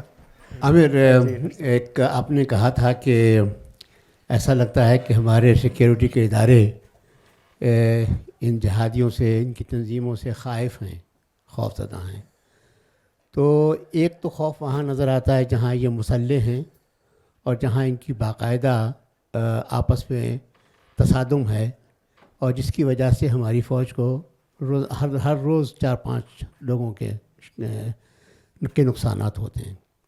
ایک طرف تو وہ ہے، مگر دوسری طرف ہمیں ایسی بھی چیزیں نظر آتی ہیں جہاں یہ چیزیں، یہ مسلح لوگ نہیں ہیں، لیکن پھر بھی ہماری ریاست جو ہے وہ خوف زدہ نظر آتی ہے. جیسے لال مسجد ہے، وہ مولوی جو ہے وہ اپنے آپ کو اسرٹ کر لیتا ہے، کندھے میں کلشنکوف لگا کے گھومتا ہے مسجد کے باہر، اور اس کے راستے بند کیے ہوئے انہوں نے لوگوں کو وغیرہ وغیرہ. اور ان میں ایلیمنٹ کتنا اس بات کا ہے کہ جو خوف ہے، یا کتنا اس بات کا ہے کہ ابھی بھی یہ ہماری ریاست کے لیے ممد و معاون ہیں کچھ کاموں کے لیے. تو ذرا اس کے بارے میں بتائیں. بالکل، اس میں شکوک بہت زیادہ ابھی تک ہیں کہ شاید ریاست نے ابینڈن نہیں کیا. جب ہم نے بات شروع کی تھی وہ اسی سے کی تھی کہ جو کاؤنٹر نیریٹو کی پوری پاکستان کے اندر کمپین ہوئی ہے، اس میں ریاست نے جو ہمارے ماڈریٹ ریلیجیس اسکالر ہیں ان کے ساتھ کبھی تعاون حاصل کرنے کی کوشش نہیں کی، ان کو کوئی رول نہیں دیا، بلکہ وہی تنظیمیں جو کالعدم ہیں ان کے سربراہوں کے ذریعے ہی. یہ کہ جو سوات کے اندر جو ہوا وہ بھی اسی شک کی بنیاد کے اوپر ہے کہ لوگ سمجھتے ہیں کہ شاید ریاست نے پالیسی نہیں بدلی، وہ دوبارہ سے ان دہشت گردوں کو رستہ دے رہی ہے، اور پھر مشکلات جو ہے ان کے بے شک کوئی اسٹریٹجک اہداف ہوں گے، لیکن اس میں مارے ہم جائیں گے.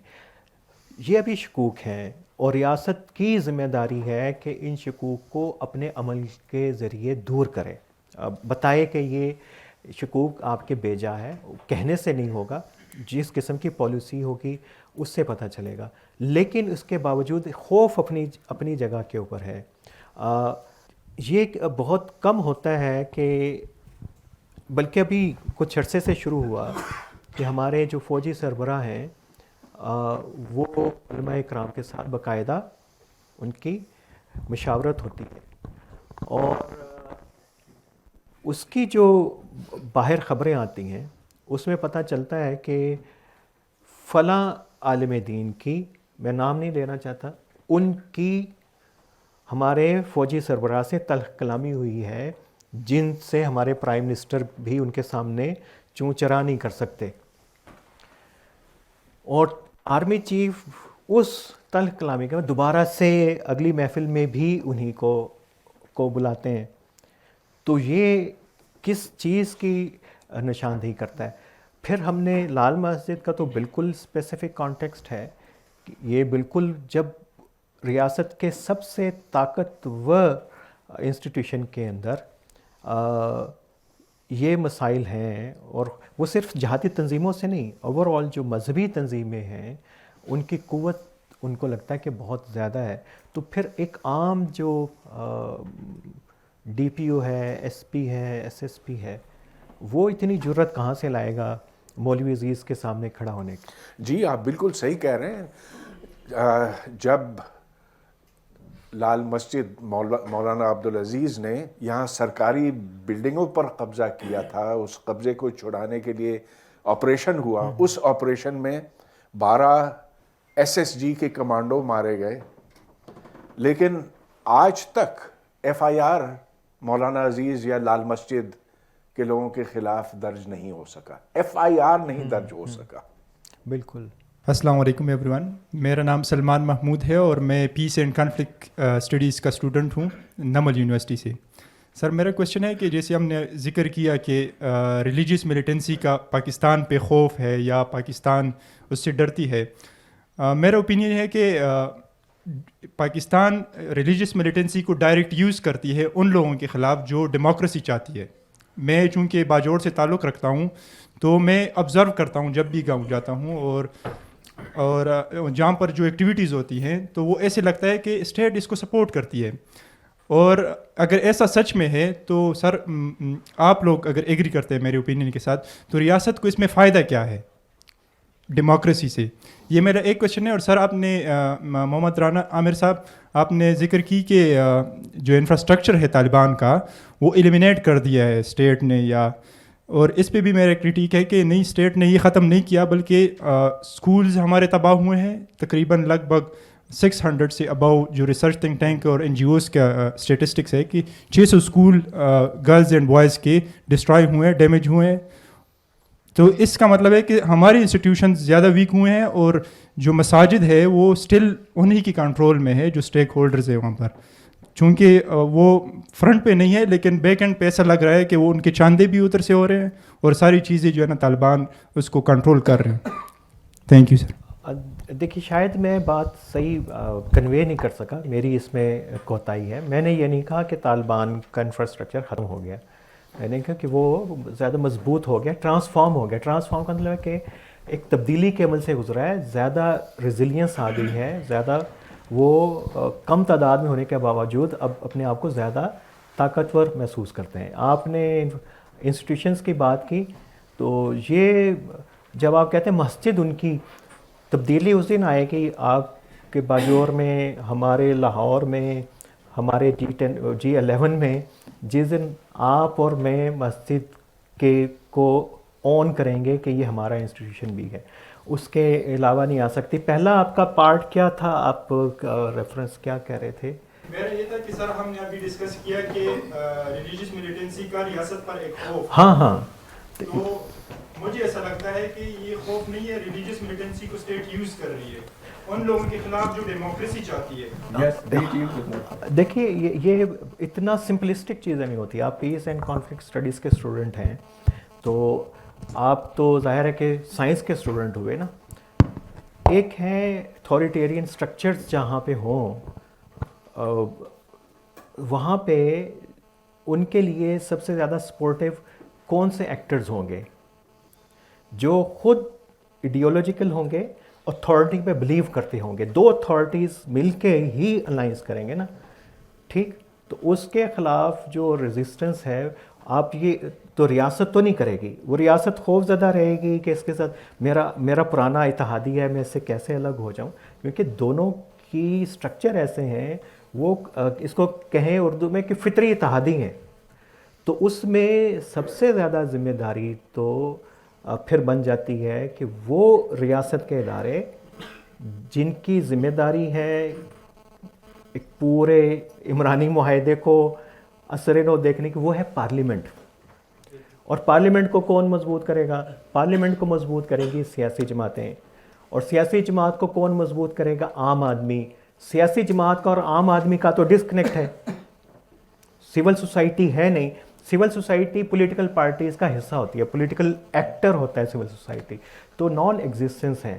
تو اسی لیے پاکستان کے اندر یہ چیلنج جو ہے ملیٹنسی کا، ایکسٹریمزم کا، پیچیدہ ہے. ہم توقع رکھ رہے ہیں کہ ایک اتھارٹیرین اسٹیٹ اسٹرکچر جو ہے وہ محمد بن سلمان کی طرح ایکٹ کرے اور کہے کہ راتوں رات آج سے میری پالیسی چینج ہو گئی ہے, آج سے میری پالیسی یہ ہوگی, یہ ممکن نہیں.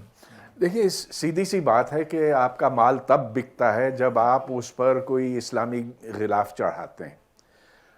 اب اسحاق ڈار جو ہمارے فائنینس منسٹر ہے, ان کی بات دیکھیے, وہ کہتے ہیں کہ 3 سال کے اندر یا 4 سال کے اندر یہاں سود کی پوری معیشت ختم کر دیں گے, یہاں جو ہے سو کفر ہے, اس سے ہم اسلامی بنائیں گے, جس کے معنی یہ ہوئے کہ یہاں بینکوں کو ختم کریں گے, جو کہ کبھی ہو نہیں سکتا, جو آپ چاہیں بھی تو نہیں ہو سکتا.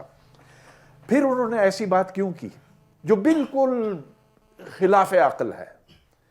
وہ اس لیے کہ آج کل وہ مصیبت میں ہیں, مشکل میں ہیں, اور ان کو پتہ ہے کہ عمران خان نے وہی زبان استعمال کی اور اس کی مقبولیت کہاں سے کہاں تک پہنچ گئی, تو لہٰذا وہ بھی اپنی سیاسی پوزیشن کو مضبوط کرنا چاہتے ہیں. تو جب لوگ اس طرح کے حربے استعمال کرتے ہیں تو پھر یہ پورا نظام مضبوط ہوتا ہے اور جمہوریت پھر پس پردہ ہو کر رہ جاتی ہے. سر میرا نام بلال ہے اور میں BS پولیٹیکل سائنس کا اسٹوڈنٹ ہوں. تو میرا پہلا سوال سر آپ سے کہ یہ جب ہم دیکھتے ہیں کہ آپریشنس کا ذکر ہوا, رد الفساد کا ہوا, ضرب عضب کا ہوا, تو ایک دفعہ ان کا تمام صفایا ہو گیا. جتنے بھی یہ عناصر تھے, جو مسلح عناصر تھے, ان کا خاص طور پر قبائلی علاقوں سے ان کا صفایا ہو گیا. لیکن اب ہم پھر دیکھتے ہیں پچھلے 1-2 سال سے کہ یہ دوبارہ یہ چیزیں ادھر سار اٹھا رہی ہیں کہ ٹارگٹ کلنگس بھی ہو رہی ہیں, اور جو پھر خاص لوگ ہیں ان کے اوپر بھی پابندیاں لگ رہی ہیں. تو جب سب کچھ صفائی کرنے والوں کے کنٹرول میں تھا, چیک پوسٹ تھی, ادھر سے ہمیں گزرنا پڑتا ہے, تو ہمیں 10-10, 12-12 چیک پوسٹ سے ہمیں وہ اپنا چیکنگ کروا کے گزرنا پڑتا ہے. تو میرا سوال یہ کہ پھر یہ سب کچھ دوبارہ کہاں سے گئے؟ اس کے اوپر ہم نے شروع میں خاصی بات کی, بس بات وہی ہے کہ جو ابہام ہے, جو بڑا ابہام ہے, اس کو دور کرنے کی ضرورت ہے. بسم اللہ الرحمن الرحیم. میرا نام طارق مصطفیٰ ہے جی, اور میرا تعلق ٹیکنالوجی سے ہے, اٹامک انرجی کمیشن, تھوڑا نزدیک رکھیے, اور ڈیفنس پروڈکشن. میں یہاں پہلی مرتبہ مجھے اتفاق ہوا بلیک ہول آنے کا, اور اگر ایک کامنٹ کی اجازت دی جائے سوال سے پہلے, وہ یہ ہے کہ یہ بلیک ہول کس قسم کا ہے جی؟ ماشاءاللہ یہ تو برائٹ ہے اور بہت زبردست فیسلٹی ہے. خراج تحسین پیش کرنا چاہوں گا. Thank you. جی ہاں. سو دوسرا جو آپ کا اتنی سیر حاصل بحث ہوئی ہے ایسے موضوع پہ جو بہت ضروری ہے, کازز بھی اس میں ڈسکس ہوئے ہیں, لیکن میرے خیال میں ایک بنیادی کاز جو ہے وہ رہ گیا جی, اور وہ یہ ہے کہ مروجہ اسلام جو ہے وہ ہمارے دین سے کتنا مختلف ہے, قرآن کریم سے کتنا دور چلا گیا, اس کی طرف کم توجہ دی جا رہی ہے. مثال کے طور پہ میں لمبی بات نہیں کروں گا, قرآن میں اسلام کے پرانے سسٹم میں مولوی کا کیا رول تھا؟ مولوی کی تو کوئی گنجائش ہی نہیں تھی. یہ تو کرسچن کانسیپٹ ہے پریسٹ کا. پریسٹ کا تو کوئی درجہ ہے ہی نہیں. وہاں تو ہر بندہ جو ہے وہ ایکول ہے, اور اس کی ذمہ داری تھی کہ وہ دین کو سمجھے, جو کہ ہم نے چھوڑ دی ہے, اور ہم نے وہ ایک اور گروپ بن گیا ہے جو اپنے مفادات کو دیکھتا ہے. سو ایک تو وہ بنیادی چینج جو ہے وہ جب تک نہیں آئے گا, اور اس کا ثبوت کیا ہے؟ اس کا ثبوت اسلامی دنیا کی زبوں حالی ہے جی. قرآن کریم میں 2 جگہ علماء کا لفظ آیا ہے, اور وہ عالم دین نہیں, وہ ہیں جو فطرت کو اسٹڈی کرتے ہیں. یعنی قرآن میں جو علماء کا لفظ ہے وہ سائنٹسٹ کے لیے ہے. یہ ذرا سوچنے والی بات ہے. سو اور ماشاءاللہ آپ خود بھی سائنٹسٹ ہیں, سپارکو میں آپ کا جو کردار جی بے شک بے شک. سو کہنے کا مطلب یہ تھا جی کہ جب تک ہم اس بنیادی سوال کو ٹیکل نہیں کریں گے کہ دین ہے کیا, قرآن کریم کی دیکھیں, اسلام اور قرآن کے اندر تو फ़िरका साजी की गुंजाइश ही नहीं है, और हमारी सारी इस्लामी दुनिया फ़िरकों में बटी हुई है। तो उन बुनियादी चीज़ों की तरफ तवज्जो नहीं है। ये तो सब वेस्टेड इंटरेस्ट बन गए ना जी, ये जो कुछ हमारे हैं। तो जब वेस्टेड इंटरेस्ट हो जाते हैं तो फिर वो यही करते हैं कि जी तरीक़ा कार ढूंढें जिससे कि आपको माशरे में या पैसा मिल जाए या क़ुव्वत मिल जाए या जो भी करें। तो वो बुनियादी जब तक टैकल नहीं होगा, या तो इस्लाम को छोड़ दें, और अगर इस्लाम की बात करनी है तो फिर कुरान की तरफ आए। ठीक जी, मैं इस पे ब्रीफ कमेंट करता हूँ। आपने बड़ी खूबसूरत बात की, और बताऊँ कि पाकिस्तान की जो अशराफिया जो है वो खा ब्यूरोक्रेसी है या मिलिट्री ब्यूरोक्रेसी है, brigadier, major general, lieutenant generals, सब ऐसे ही सोचते हैं जैसे आप सोचते हैं। कोई फ़र्क नहीं है रत्ती बराबर। और आपको पता है पाकिस्तान में इस वक्त 244 रजिस्टर्ड मजहबी जमातें हैं। मैं मदारिस का जिक्र नहीं कर रहा, और उनके दारुल उफ्ताज जो हैं, जो फतवा देने का इख्तियार रखते हैं, जहाँ पे मुफ्ती बैठता है, उनकी तादाद हज़ारों में है। और दिन रात वो ये काम करते हैं कि इस्लाम क्या है, दीन क्या है, और रियासत कैसी होनी चाहिए, पाकिस्तान क्या होना चाहिए। 75 साल से वो यही काम कर रहे हैं। सारी मुसीबत वहीं से आ रही जी, अस्सलाम वालेकुम जी। मेरा नाम डॉक्टर सैयद सप्तान शाह, मैं IR डिपार्टमेंट नमल यूनिवर्सिटी से हूँ। बहुत अच्छा लगा, बहुत ज़्यादा आपसे नॉलेज मिला है। ये बड़ी इंपॉर्टेंट डिबेट और टॉपिक बहुत ज़बरदस्त है। सवाल मेरा ये है कि जिस तरह कि आपने फरमाया दाइश के हवाले से आमर राना साहब ने बात की थी, आप समझते हैं कि दाइश के आने से के बाद, अरब स्प्रिंग के बाद जो दाइश आई इस रीजन में, जो मिलिटेंट ऑर्गेनाइजेशंस हैं पाकिस्तान और अफ़गानिस्तान में, इनमें डिवीजन पैदा हुई है। ख़ास तौर पर जो अमीरुल मोमिनीन का मामला है अफ़गानिस्तान के तालिबान और दाइश का। दूसरा सवाल ये पाकिस्तान के हवाले से कि पाकिस्तान ने एक जो मिलिट्री ऑपरेशन ज़रब अज़ब किया और उस पर रदल फसाद किया, ये हार्ड एक्शंस थे। क्या पाकिस्तान में सॉफ्ट एक्शन करने की ज़रूरत है ताकि लोगों के अंदर जो वायलेंट एक्सट्रीमिज़म सोसाइटी के अंदर फैल गया है उसको रोका जा सके? बहुत शुक्रिया आपका जी। आखिरी बात से पहले, सॉफ्ट अप्रोचेस की दुनिया में बड़ी बात होती है, लेकिन पाकिस्तान की ना तो रियासत ना ही समाज को इसकी समझ है कि वो है क्या और कैसे वो हो सकता है। दूसरी बात कि दाइश का जो है कि वो खिलाफत का, हर नज़रियाती तहरीक के अंदर बड़ा पोटेंशल होता है अपने आप को तकसीम करने का, और वो अथॉरिटी के ऊपर ही होता है, और इसको अभी चैलेंज नहीं किया। मुल्ला उमर की जो खिलाफत को चैलेंज जो है अबू बकर बगदादी ने पहले ही कर दिया था, तो एक मुतबादिल जो है खिलाफत पहले से ही थी। तो इसीलिए, और मसला वही है कि आपकी हिकमत अमली दुरुस्त नहीं है, हमारी हिकमत अमली ज़्यादा बेहतर है, उसके ऊपर इख्तलाफ है। ये इस तरह से नज़रियाती तहरीकें के पास जब क़ुव्वत आती है तो सबसे बड़ा जो सोशल साइंस का स्टूडेंट होने के नाते तो उसके अंदर एडवांटेज ये होता है कि वो तकसीम होना शुरू हो जाती है इख्तियार के ऊपर। जैसे तालिबान के अंदर अब बड़ी डिबेट है, 5 ताकत के मरकज़ बन गए हैं, क्योंकि नज़रिया जो है वो रियासत को मुत्तहिद नहीं रख सकता। रियासत को इदारे, उसकी ब्यूरोक्रेसी, उसका गवर्नेंस सिस्टम, ये रियासत को मजबूत करते हैं।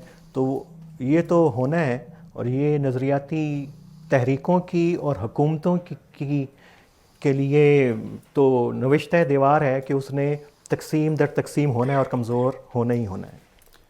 अवाम की मर्ज़ी भी शामिल कर दीजिए। जी, खालिद मसूद साहब यहाँ, ये इधर भी काफ़ी देर से। नहीं, पहले आप। अस्सलाम वालेकुम, मेरा नाम फैसल है। तो मेरा वसीम बदामी की तरह बहुत मासूमाना सा सवाल, इतने ज़्यादा कोई इंटेलेक्चुअल नहीं है। मैं पूछना ये चाह रहा था कि रिलीजियस मिलिटेंसी जो है basically it's a mindset, right? तो रिलीजन से आप मिलिटेंसी में ज़्यादा देर नहीं लगती है। रिसेंटली अब गिलगित में लड़कियों का एक फ़ुटबॉल इवेंट हो रहा था, तो काफ़ी लोगों ने फतवे लगा दिए कि यार ये गैर इस्लामी है। तो चलें, ये हम कहते हैं कि रिलीजन तक बात ठीक है, लेकिन उसी के साथ साथ आगे उनके जाके स्कूल जला दिए लड़कियों के, तो ये मेरे ख्याल से मिलिटेंसी में आता है। تو اس میں آپ سے ایک بہت بیسک سوال پوچھنا چاہ رہا تھا کہ آپ لوگوں نے کہا کہ اسٹرانگ ہوتی جا رہی ہیں, ظاہر ان کا سورس آف پاور کیا ہے, اینڈ سیکنڈ یہ کہ جو ہمارے مدارس ہیں بیسکلی پاکستان میں آپ نے کہا 40,000 کے قریب کوئی ہمارے مدارس ہیں, تو کیا یہاں سے ریکروٹمنٹ ہوتی ہے یا ان کا کتنا رول ہے اس, ظاہر ہے ہر فورس ہے, ایک ٹی ٹی پی اگر ہے تو ایک فورس ہے, تو وہاں پہ ریکروٹمنٹ بھی تو ہوتی ہے, تو یہ کہاں سے آپ کو لگتا ہے کہ ہمارے جو مدارس ہیں وہ کتنے ریگولیٹڈ ہیں, اور یہاں سے آپ کو کیا چانسز لگتے ہیں کہ یہ اس کو مزید فیول کر رہا ہو مے بی, کیونکہ جہاں تک گلگت میں نے دیکھا ہے موسٹلی مدارس ایسے ہیں جہاں سے یہ ریز کرتی ہیں چیزیں. ہاں دیکھیے یہ اتنا سمپلسٹک نہیں ہے, مدارس سے ہی, مدارس کے علاوہ پبلک انسٹیٹیوشن سے بھی لوگ آتے ہیں. ایک دور کے اندر تو بہت زیادہ ہمارے پرائیویٹ سیکٹر سے بھی کافی لوگ تھے, بڑے پرومیننٹ جو دہشت گردی کی وارداتوں میں ملوث رہے ہیں. تو اس سے ہٹ کے آپ نے بڑا سوال کیا کہ قوت کیا ہے, کیا چیز ہے جو ان کی اسٹرینتھ کیا ہے. ان کی اسٹرینتھ نیریٹو ہے. وہ نیریٹو کیا ہے؟ مثلاً کوئی بھی مذہب ہو, اس کے 5 اس کے ایلیمنٹ ہیں. پہلا ہے عقیدہ, اس کے بعد ہے عقیدے کا علم. عقیدے کے علم کے بنیاد کے اوپر ہے آپ کی ریچول, رسم و رواج, عبادت کیسے کرنی ہے. اس کے بعد کی 2 سٹیجز جو ہیں خطرناک ہیں, یہاں پہ سب کا اتفاق ہے. 4تھ سٹیج جو ہے وہ ہے ایموشن.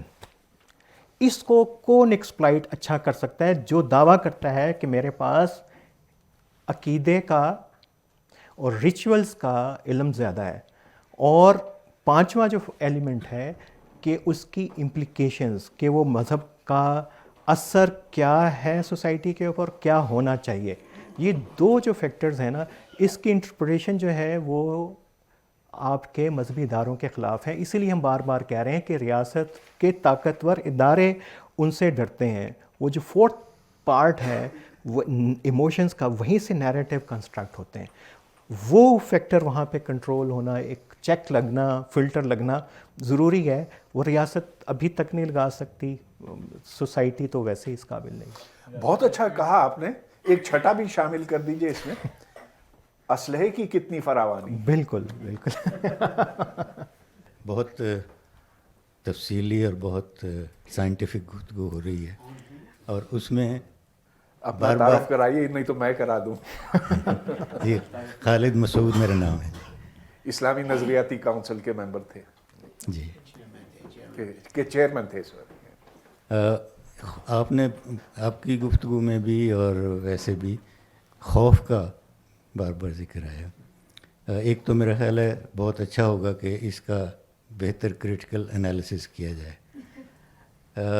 سامعین کی طرف سے جو جواب میں بات آئی اس کو تقریباً ڈسمس کیا گیا, لیکن میرا خیال ہے وہ صحیح بات کی طرف اشارہ کر رہے ہیں کہ یہ خوف ایمبیگوٹی کا نہیں ہے, پیراڈاکسز ہیں.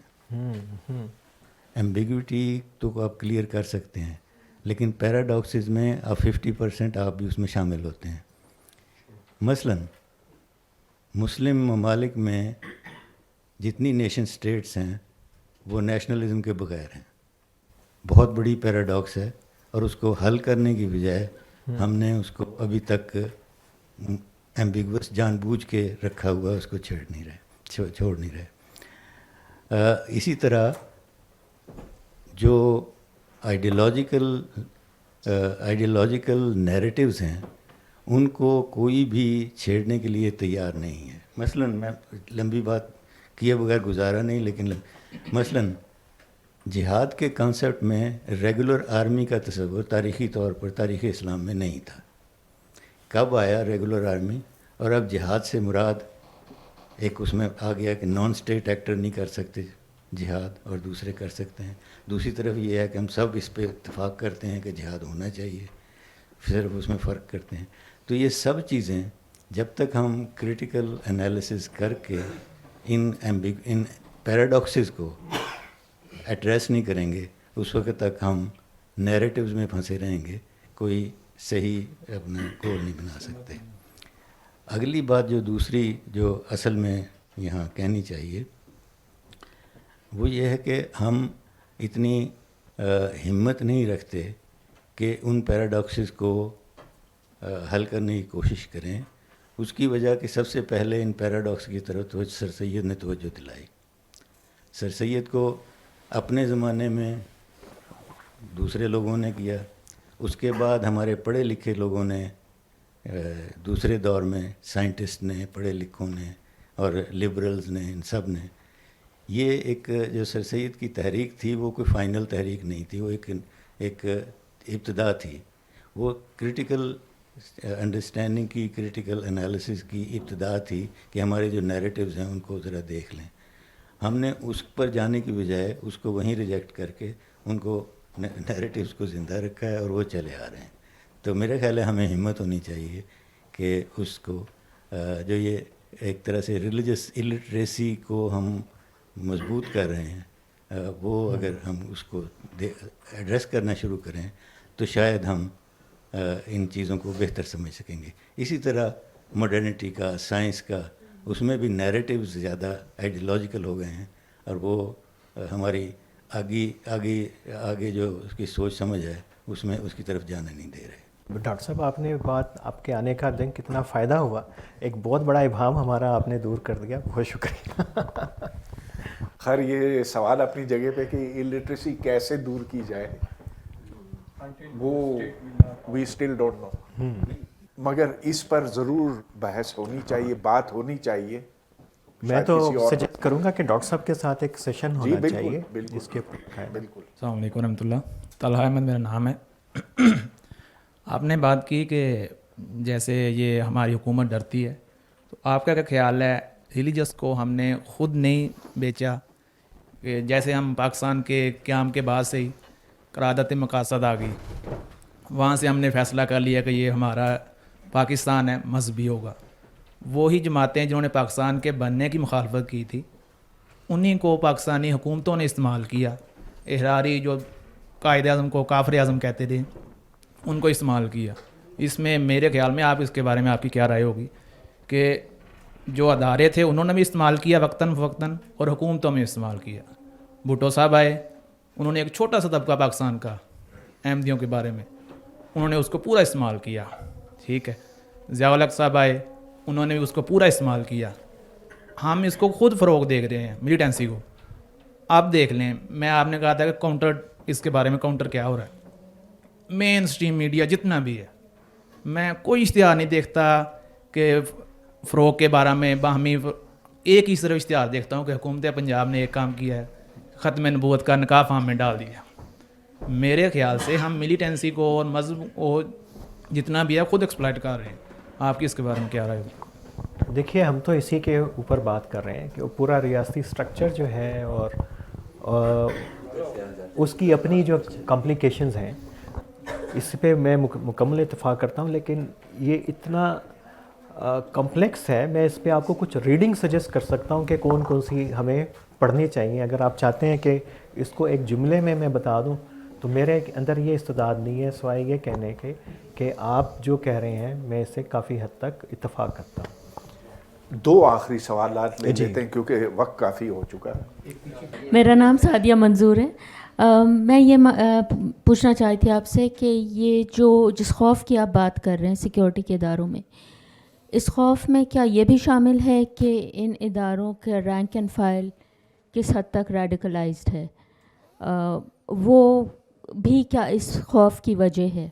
पहला ये, और दूसरा ये कि ये जो रेडिकलाइजेशन शुरू हुई थी आर्म्ड फोर्सेस की during ज़िया-उल-हक़'s time and the Afghan जिहाद, has their been any effort to role that back, या किसी किस्म की डी रेडिकलाइजेशन की कोशिशें हुई हैं क्या आर्म्ड फोर्सेस के अंदर? पहला जो हिस्सा है सवाल का, उसके गालिब इम्कान है कि वो भी इशू है, लेकिन जहाँ तक के रोल बैक करने के लिए एक एफ़र्ट्स जो हमारे इल्म के अंदर हैं, मुझे नहीं पता क्योंकि इंस्टीट्यूशंस जो हैं वो उनकी डोमेन्स जो है इतनी पब्लिक नहीं होती। हमें सिर्फ ये पता है कि उन्होंने वो जो मॉडरेट इमाम्स जो हैं मॉस्क के अंदर लेके आए हैं, और जो जिनके ऊपर शक था, स्क्रूटनी खासी सख्त कर दी है कि उस किस्म के लोग ना आए, ये हमारे इल्म के अंदर हैं। अब मुझे नहीं पता कि सिर्फ इमाम जो सिर्फ जुमा पढ़ाता है या नमाज़ पढ़ाता है कि उससे कोई पूरा फिनोमिनल रिवर्स हो सकता है, इसके बारे में मैं राय नहीं दे सकता। अस्सलाम वालेकुम, मेरा नाम अंजुम संधू है और एजुकेशन से मेरा ताल्लुक़ है। میرا سوال ہے کہ ریلیجس ملیٹنسی کی بات ہوئی ہے اور اس کے مختلف جو فیکٹرز ہیں اور مختلف اس کے فیلڈز اس میں بات ہوئی ہے. ایک چیز ٹھیک آ رہی ایک چیز رہ گئی ہے کہ منورٹیز کے خلاف جو ملیٹنسی ہوتی ہے جس میں نہ بلٹ چلتی ہے یا تو ڈائریکٹ جو ہے وہ بم بلاسٹ ہوتا ہے یا ایک خاموش سی جو ہے نا ان کے خلاف ایک ان کو کرش کرنے کے لیے چل رہی ہے, اس پہ آپ نے بات چیت نہیں کی تو ذرا تھوڑا سا ٹچ دے دیجیے اسے. Thank you. میرا خیال ہے کہ ضمن اس کا ذکر ہوا تھا.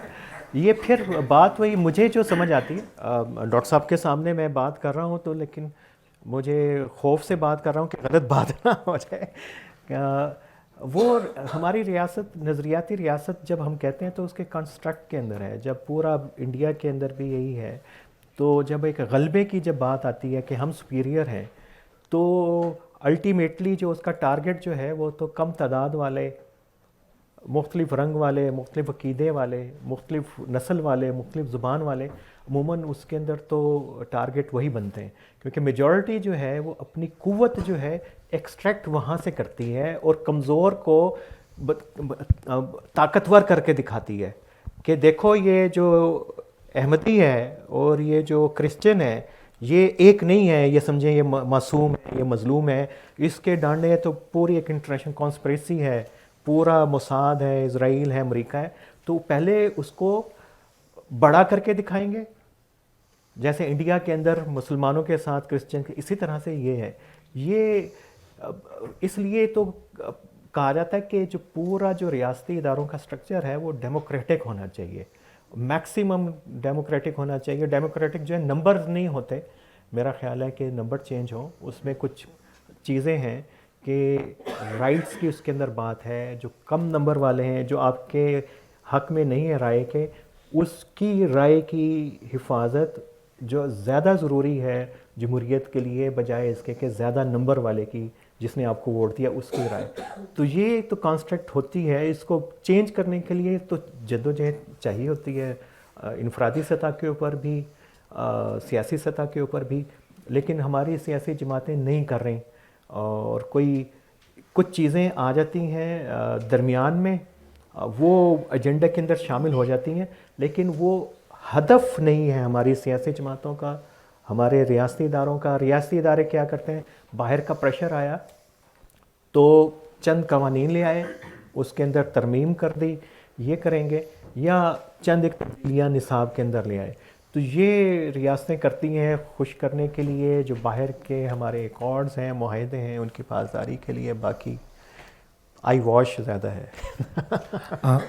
جس میرا مختصر سا سوال ہے, چھوٹا سا, بہت چھوٹا سا. میں جو ہے اسپیکرز کی رائے, میرا نام رفیع ہے, میں اکانومسٹ ہوں, ایک اسٹوڈنٹ آف اکنامکس ہوں. کوشچن میرا یہ ہے کہ یہاں پہ ہم کازز اینڈ کیورس کی بات کر رہے ہیں, تو کیورس کے اوپر جب آتے ہیں بات کرتے ہیں, مائی کوشچن از, میں آپ لوگوں کی رائے چاہتا ہوں کہ do you think we still have time or is it too late? Not in a bad sense, but if it's not too late, تو cures کے اندر ہم what time span are we looking at? Because is it only a technical problem? اگر technical problem ہے تو پھر تو ٹھیک کیا جا سکتا ہے اس کو تھوڑی دیر کے اندر, لیکن اگر یہ انٹلیکچوئل پرابلم ہے, ڈاکٹر صاحب نے اس کے اوپر بہت بولتے بھی, برسوں سے بول رہے ہیں, اس کے اوپر لکھ بھی رہے ہیں, تو اس میں تو صدیاں لگ جاتی ہیں اگر انسانی تاریخ کو دیکھا جائے تو. what are we looking at here? سو یہ میرا سوال. ڈاکٹر صاحب آپ اس کا یورپ کی مثال تو ہمارے سامنے ہے, اس میں تو صدی لگ گئی تھی, لیکن اب جو تبدیلی آ رہی ہے وہ زیادہ تیزی سے آ رہی کیونکہ سوشل میڈیا کا زمانہ ہے. یہ بات بالکل واضح ہے کہ جہاں جہاں مذہبی تنگ نظری اور تعصب ہے تو وہ جگہیں پیچھے رہ جاتی. اب افغانستان کی حالت دیکھیے, اب وہ پوری دنیا سے بھیک مانگتے پھر رہے ہیں, ان کی اپنی کوئی طاقت نہیں, کوئی ٹیکنالوجی نہیں, کوئی سائنس نہیں, کوئی تعلیم نہیں, اور ان کا مستقبل تاریک ہے. سبھی کو یہ دکھائی دے رہا ہے ماں سوائے طالبان خود کو.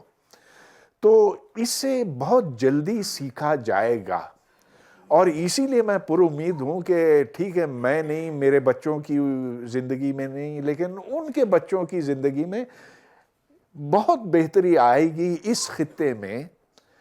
اور ہم پیشن گوئی نہیں کر سکتے کہ کیا اس میں 50 سال لگیں گے یا 70 سال لگیں. میرا یہ خیال ہے کہ 100 ایک صدی سے کم لگے گا ڈیفینیٹ. میرا نام سائم ہے سر. کہاں؟ اچھا جی. لٹریچر کی بات کی سر آپ نے, کوئی ریسنٹ اور کوئی انٹروڈکٹری کوئی بکس کوئی ریکمینڈ کر دیں آن دا ریلیجس ملیٹنسی لینڈسکیپ, اور کوئی ایک تو انٹروڈکٹری ہو جائے اور کوئی ریسنٹ جو ہو اس پہ, اگر کوئی آپ جو کہ آپ نے ملٹیپل ٹائمس کہا کافی کوئی اچھا لٹریچر ہے. اس میں تو میرا خیال زاہد حسین کو کی 2 کتابیں ہیں, ان کو تو ضرور پڑھنا چاہیے. پورا آپ کو پولیٹیکل کانٹیکسٹ بھی سمجھ آئے گا اور ڈیسیژن میکنگ, کیونکہ زاہد حسین ان ہمارے صحافی اور لکھاریوں کے اندر سے ہیں جو بڑی پوری لائف ان کی گزری ہے, بہت قریب سے اس پروسیس کو اس کو دیکھا ہے. ریسنٹ پبلیکیشن ملیٹنسی کے اوپر ظاہر ہے میں اپنی کتابوں کا تو حوالہ نہیں دوں گا, لیکن ریسنٹ وہ تو بہت پرانی ہے. یہ اگر میں سوچ رہا ہوں کہ 1-2 سال کے بھی انہوں نے لکھا ہے. جی وہ ہے, وہ بالکل ان کا ہے, بہت اچھی کتاب ہے. اور طارق رحمان صاحب کی ابھی کتاب آئی ہے جہاد ساؤتھ ایشیا کی رونمائی ادھر بلیک ہول میں ہوگی اگلے ہفتے یا اگلے سے اگلے ہفتے. جی اچھا ہاں, لیکن جہاد پر بھی انہوں نے کتاب, وہ جہاد ان ساؤتھ ایشیا تو بڑی ریسنٹ آئی ہے, وہ ان کی بہت اچھی ایک کتاب ہے. اور ریسرچ پیپرز بہت اچھے مل جائیں گے آپ کو. اسٹیفن ٹینکل ہے, کرسٹین فیئر ہے, وہ ہمارے ریڈیکلائزیشن سینٹر والے کنگس کالج والے پیٹر نیمن ہے, انہوں کے خاصا پاکستان کے اوپر بھی ان کا فوکس ہے. اور اس کے علاوہ اور کون پاکستان کے اوپر تو, اور طالبان کے کانٹیکس کے اندر اولیور رائے تو بہت اسینشلس میں سے ہیں ہمارے, تو اس کے بغیر پڑھے بغیر آپ آگے بات ہی نہیں کر سکتے. ہاں کیپل کی ڈیبیٹ ہے رائے کے ساتھ. ہاں تو وہ دیکھیں آپ کو خود پتہ ہے, ویسے ہم امتحان میں ڈال رہے ہیں. اچھا چلیے آگے چلتے ہیں, وقت بہت کم ہے. اچھا میں موقع کا فائدہ اٹھاتا ہوں. اعتبار آٹھو نام ہے. ریلیجیس ملیٹنسی کے حوالے سے میں پوچھنا چاہوں گا آپ سے کہ یہ جو ریلیجیو پولیٹیکل پارٹیز ہیں پاکستان میں, جو بھی ہوا پاسٹ میں اس سے ہٹ کے ملیٹنسی کیسے آئی, جہادی گروپ کیسے بنے, ان فیوچر میں جو ریلیجیو پولیٹیکل پارٹیز ہیں, جیسے مجھے لگ رہا ہے کہ جیسے انہوں نے پاسٹ میں ایک رول پلے کیا ہے ملیٹنسی کو سپورٹ کرنے میں, ان فیوچر میں بھی ابھی تک ایسے ہی لگ رہا ہے. جتنے آپ تو سپورٹ کرتے ہیں کہ ڈیموکریسی میں آ رہی ہے جماعت اسلامی, یہ سارے الیکشن لڑ رہے ہیں, لیکن جو ہی اس طرح کی کوئی چیز ہوتی ہے ان فیوچر میں بھی, تو یہی لوگ جو ہے نا جو ڈیموکریسی کی اس وقت سپورٹ کرتے ہیں, تو یہی ان فیوچر میں یہی جو مین ان کے جو ہوتے ہیں کیا کہتے ہیں روٹ بیسز یہی بنتے ہیں. تو آپ کیا دیکھتے ہیں کہ ان میں کوئی ٹرانسفارمیشن یا اس حوالے سے ان کے اندر کتنی تبدیلی آئی ہے؟ جیسے جماعت اسلامی کے لوگ القاعدہ میں گئے ہیں, JUIF بھی اس وقت ٹرائبل ایریاز میں ایک طرف سپورٹ کرتی ہے TTP کی, اور اسی طرح اور دیگر علاقوں کی جیسے TLP ہے, اور جو نئے فینامنن آ رہے ہیں. تو اس سلسلے میں آپ کیا دیکھتے ہیں ریلیجیو پولیٹیکل پارٹیز کا رول؟ دیکھیے یہ تو شروع سے ایک مسئلہ رہا ہے کہ ریلیجیس پارٹیز کو ووٹ جو ہیں پنجاب سے, سندھ سے اور ہزارہ بیلٹ KP سے کمپیریٹیولی کم پڑتے ہیں. لیکن پیراڈاکس ڈاکٹر صاحب یہ ہے کہ پوری کی پوری تحریکیں جتنی ہیں مذہبی, وہ عسکری وہ پنپتی بھی ادھر ہیں اور یہیں سے وہ آگے چلتی ہیں. اس میں ڈاکٹر صاحب بار بار کہہ رہے ہیں کہ FATF کا پریشر جو ہے اس کی وجہ سے ساری چیزیں ریاست نے کی ہیں, لیکن یہ نہیں ہے کہ وہ پورا انفراسٹرکچر کہیں پہ ختم ہو گیا. آپ نے کشمیر میں بات کی کہ وہاں پہ لشکر طیبہ کا سپورٹ بیس ابھی تک ہے, لوگ وہاں پہ شاید کسی اور نام سے کام کر رہے ہیں, TLP ہے, باقی تنظیمیں اپنی جگہ پہ موجود ہیں. ریاست اگر اس پالیسی کو جاری رکھے اگلے, آپ نے تو 100 سال کہا, 10 سال, تو پھر امید کی جا سکتی ہے کہ یہ کمزور ہونا شروع ہوں گی اور اپنے آمدنی کے ذرائع بھی مختلف, جیسے TTP کے اوپر پریشر ہے طالبان کی طرف سے, پاکستان اب تھوڑا سیاسی ہو رہی ہے, حالانکہ کوئی اچھی اگزامپل نہیں ہے, تو شاید یہ کچھ دوسرے جو آلٹرنیٹیوز ہیں ان کی طرف جائیں, لیکن فی الحال خطرہ ٹلا نہیں ہے, وہ اسی طرح سے موجود ہے बस एक फ़र्क पड़ा है कि रियासत की सरपरस्ती ख़त्म होगी। 10 साल का वक्त नाकाफ़ी इसलिए है क्योंकि निसाब तालीम जब आप बदलते हैं तो उसके असरात 20 साल बाद नुमायाँ जी डॉक्टर साहब, वो उस कॉन्टेक्स्ट में तो ठीक है, लेकिन ये जो अस्करी ग्रुप हैं वो मज़ीद कमज़ोर हो जाएं तो उसके लिए पॉलिसी रियासत को यही दबाव वाली रखनी चाहिए। ओके, ऑनलाइन सवाल कोई अगर हों तो? ऑनलाइन जितने लोगों ने क्वेश्चंस किए हैं वो इस डिस्कशन में ऑलमोस्ट सारे कवर हो गए, लेकिन चलें नुमाइंदगी के लिए एक सवाल मैं फिर भी रख देता हूँ। उस्मान मानी पूछ रहे हैं कि हमारी रियासत लोगों के शऊर की कमी के बायस ताकतवर रही है और लोगों को मुख्तलिफ मराइल पर मज़हब या कई और चीज़ों के हवाले से मैनिपुलेट किया गया, यहाँ तक कि स्कूलों, मदारस और मस्जिदों के खुतबात तक कॉम्प्रोमाइज़ हुए। तो ऐसी सूरत में लोगों को इन नज़रियात से जुड़े रहने पर कसूरवार ठहराना कितना दुरुस्त है? मेरा ख्याल है कि बड़ा है, रियासत की ज़िम्मेदारी होती है, फिर सोसाइटी की इट्सेल्फ। और रियासत सोसाइटी का जब बात करते हैं तो उसमें हर वक्त हर सोसाइटी के अंदर कुछ ना कुछ ऐसे सेगमेंट होते हैं जो अपने तौर के ऊपर कोशिश कर रहे होते हैं तब्दीली के लिए, इल्म फैलाने के लिए, वो स्ट्रक्चर्स मौजूद होते हैं। वो असल में वो भी हमारे यहाँ हुआ है कि ज़्यादा वो रिलीजियस बन गए हैं। और रियासत, आम आदमी का जो नैरेटिव था वो तो मजहबी था, और मजहबी से ज़्यादा वो एक ऐसी सोसाइटी जहाँ पे इंसाफ हो, जस्टिस हो, उसका नैरेटिव था, और उसको एक्सप्लॉइट किया रियासत ने भी अपनी सतह के ऊपर, और मजहबी जमातों ने भी उसको एक्सप्लॉइट किया। मुझे तो इसकी इतनी समझ आती है, मज़ीद डॉक्टर साहब इस पर रोशनी डाल सकते हैं। काफ़ी हो गया। आमिर साहब, बहुत शुक्रिया आपका, आज बड़ी सैर हासिल गुफ्तगू रही। आप तमाम लोगों का भी बहुत शुक्रिया, और उम्मीद करता हूँ कि आपसे बहुत जल्द फिर मुलाकात होगी।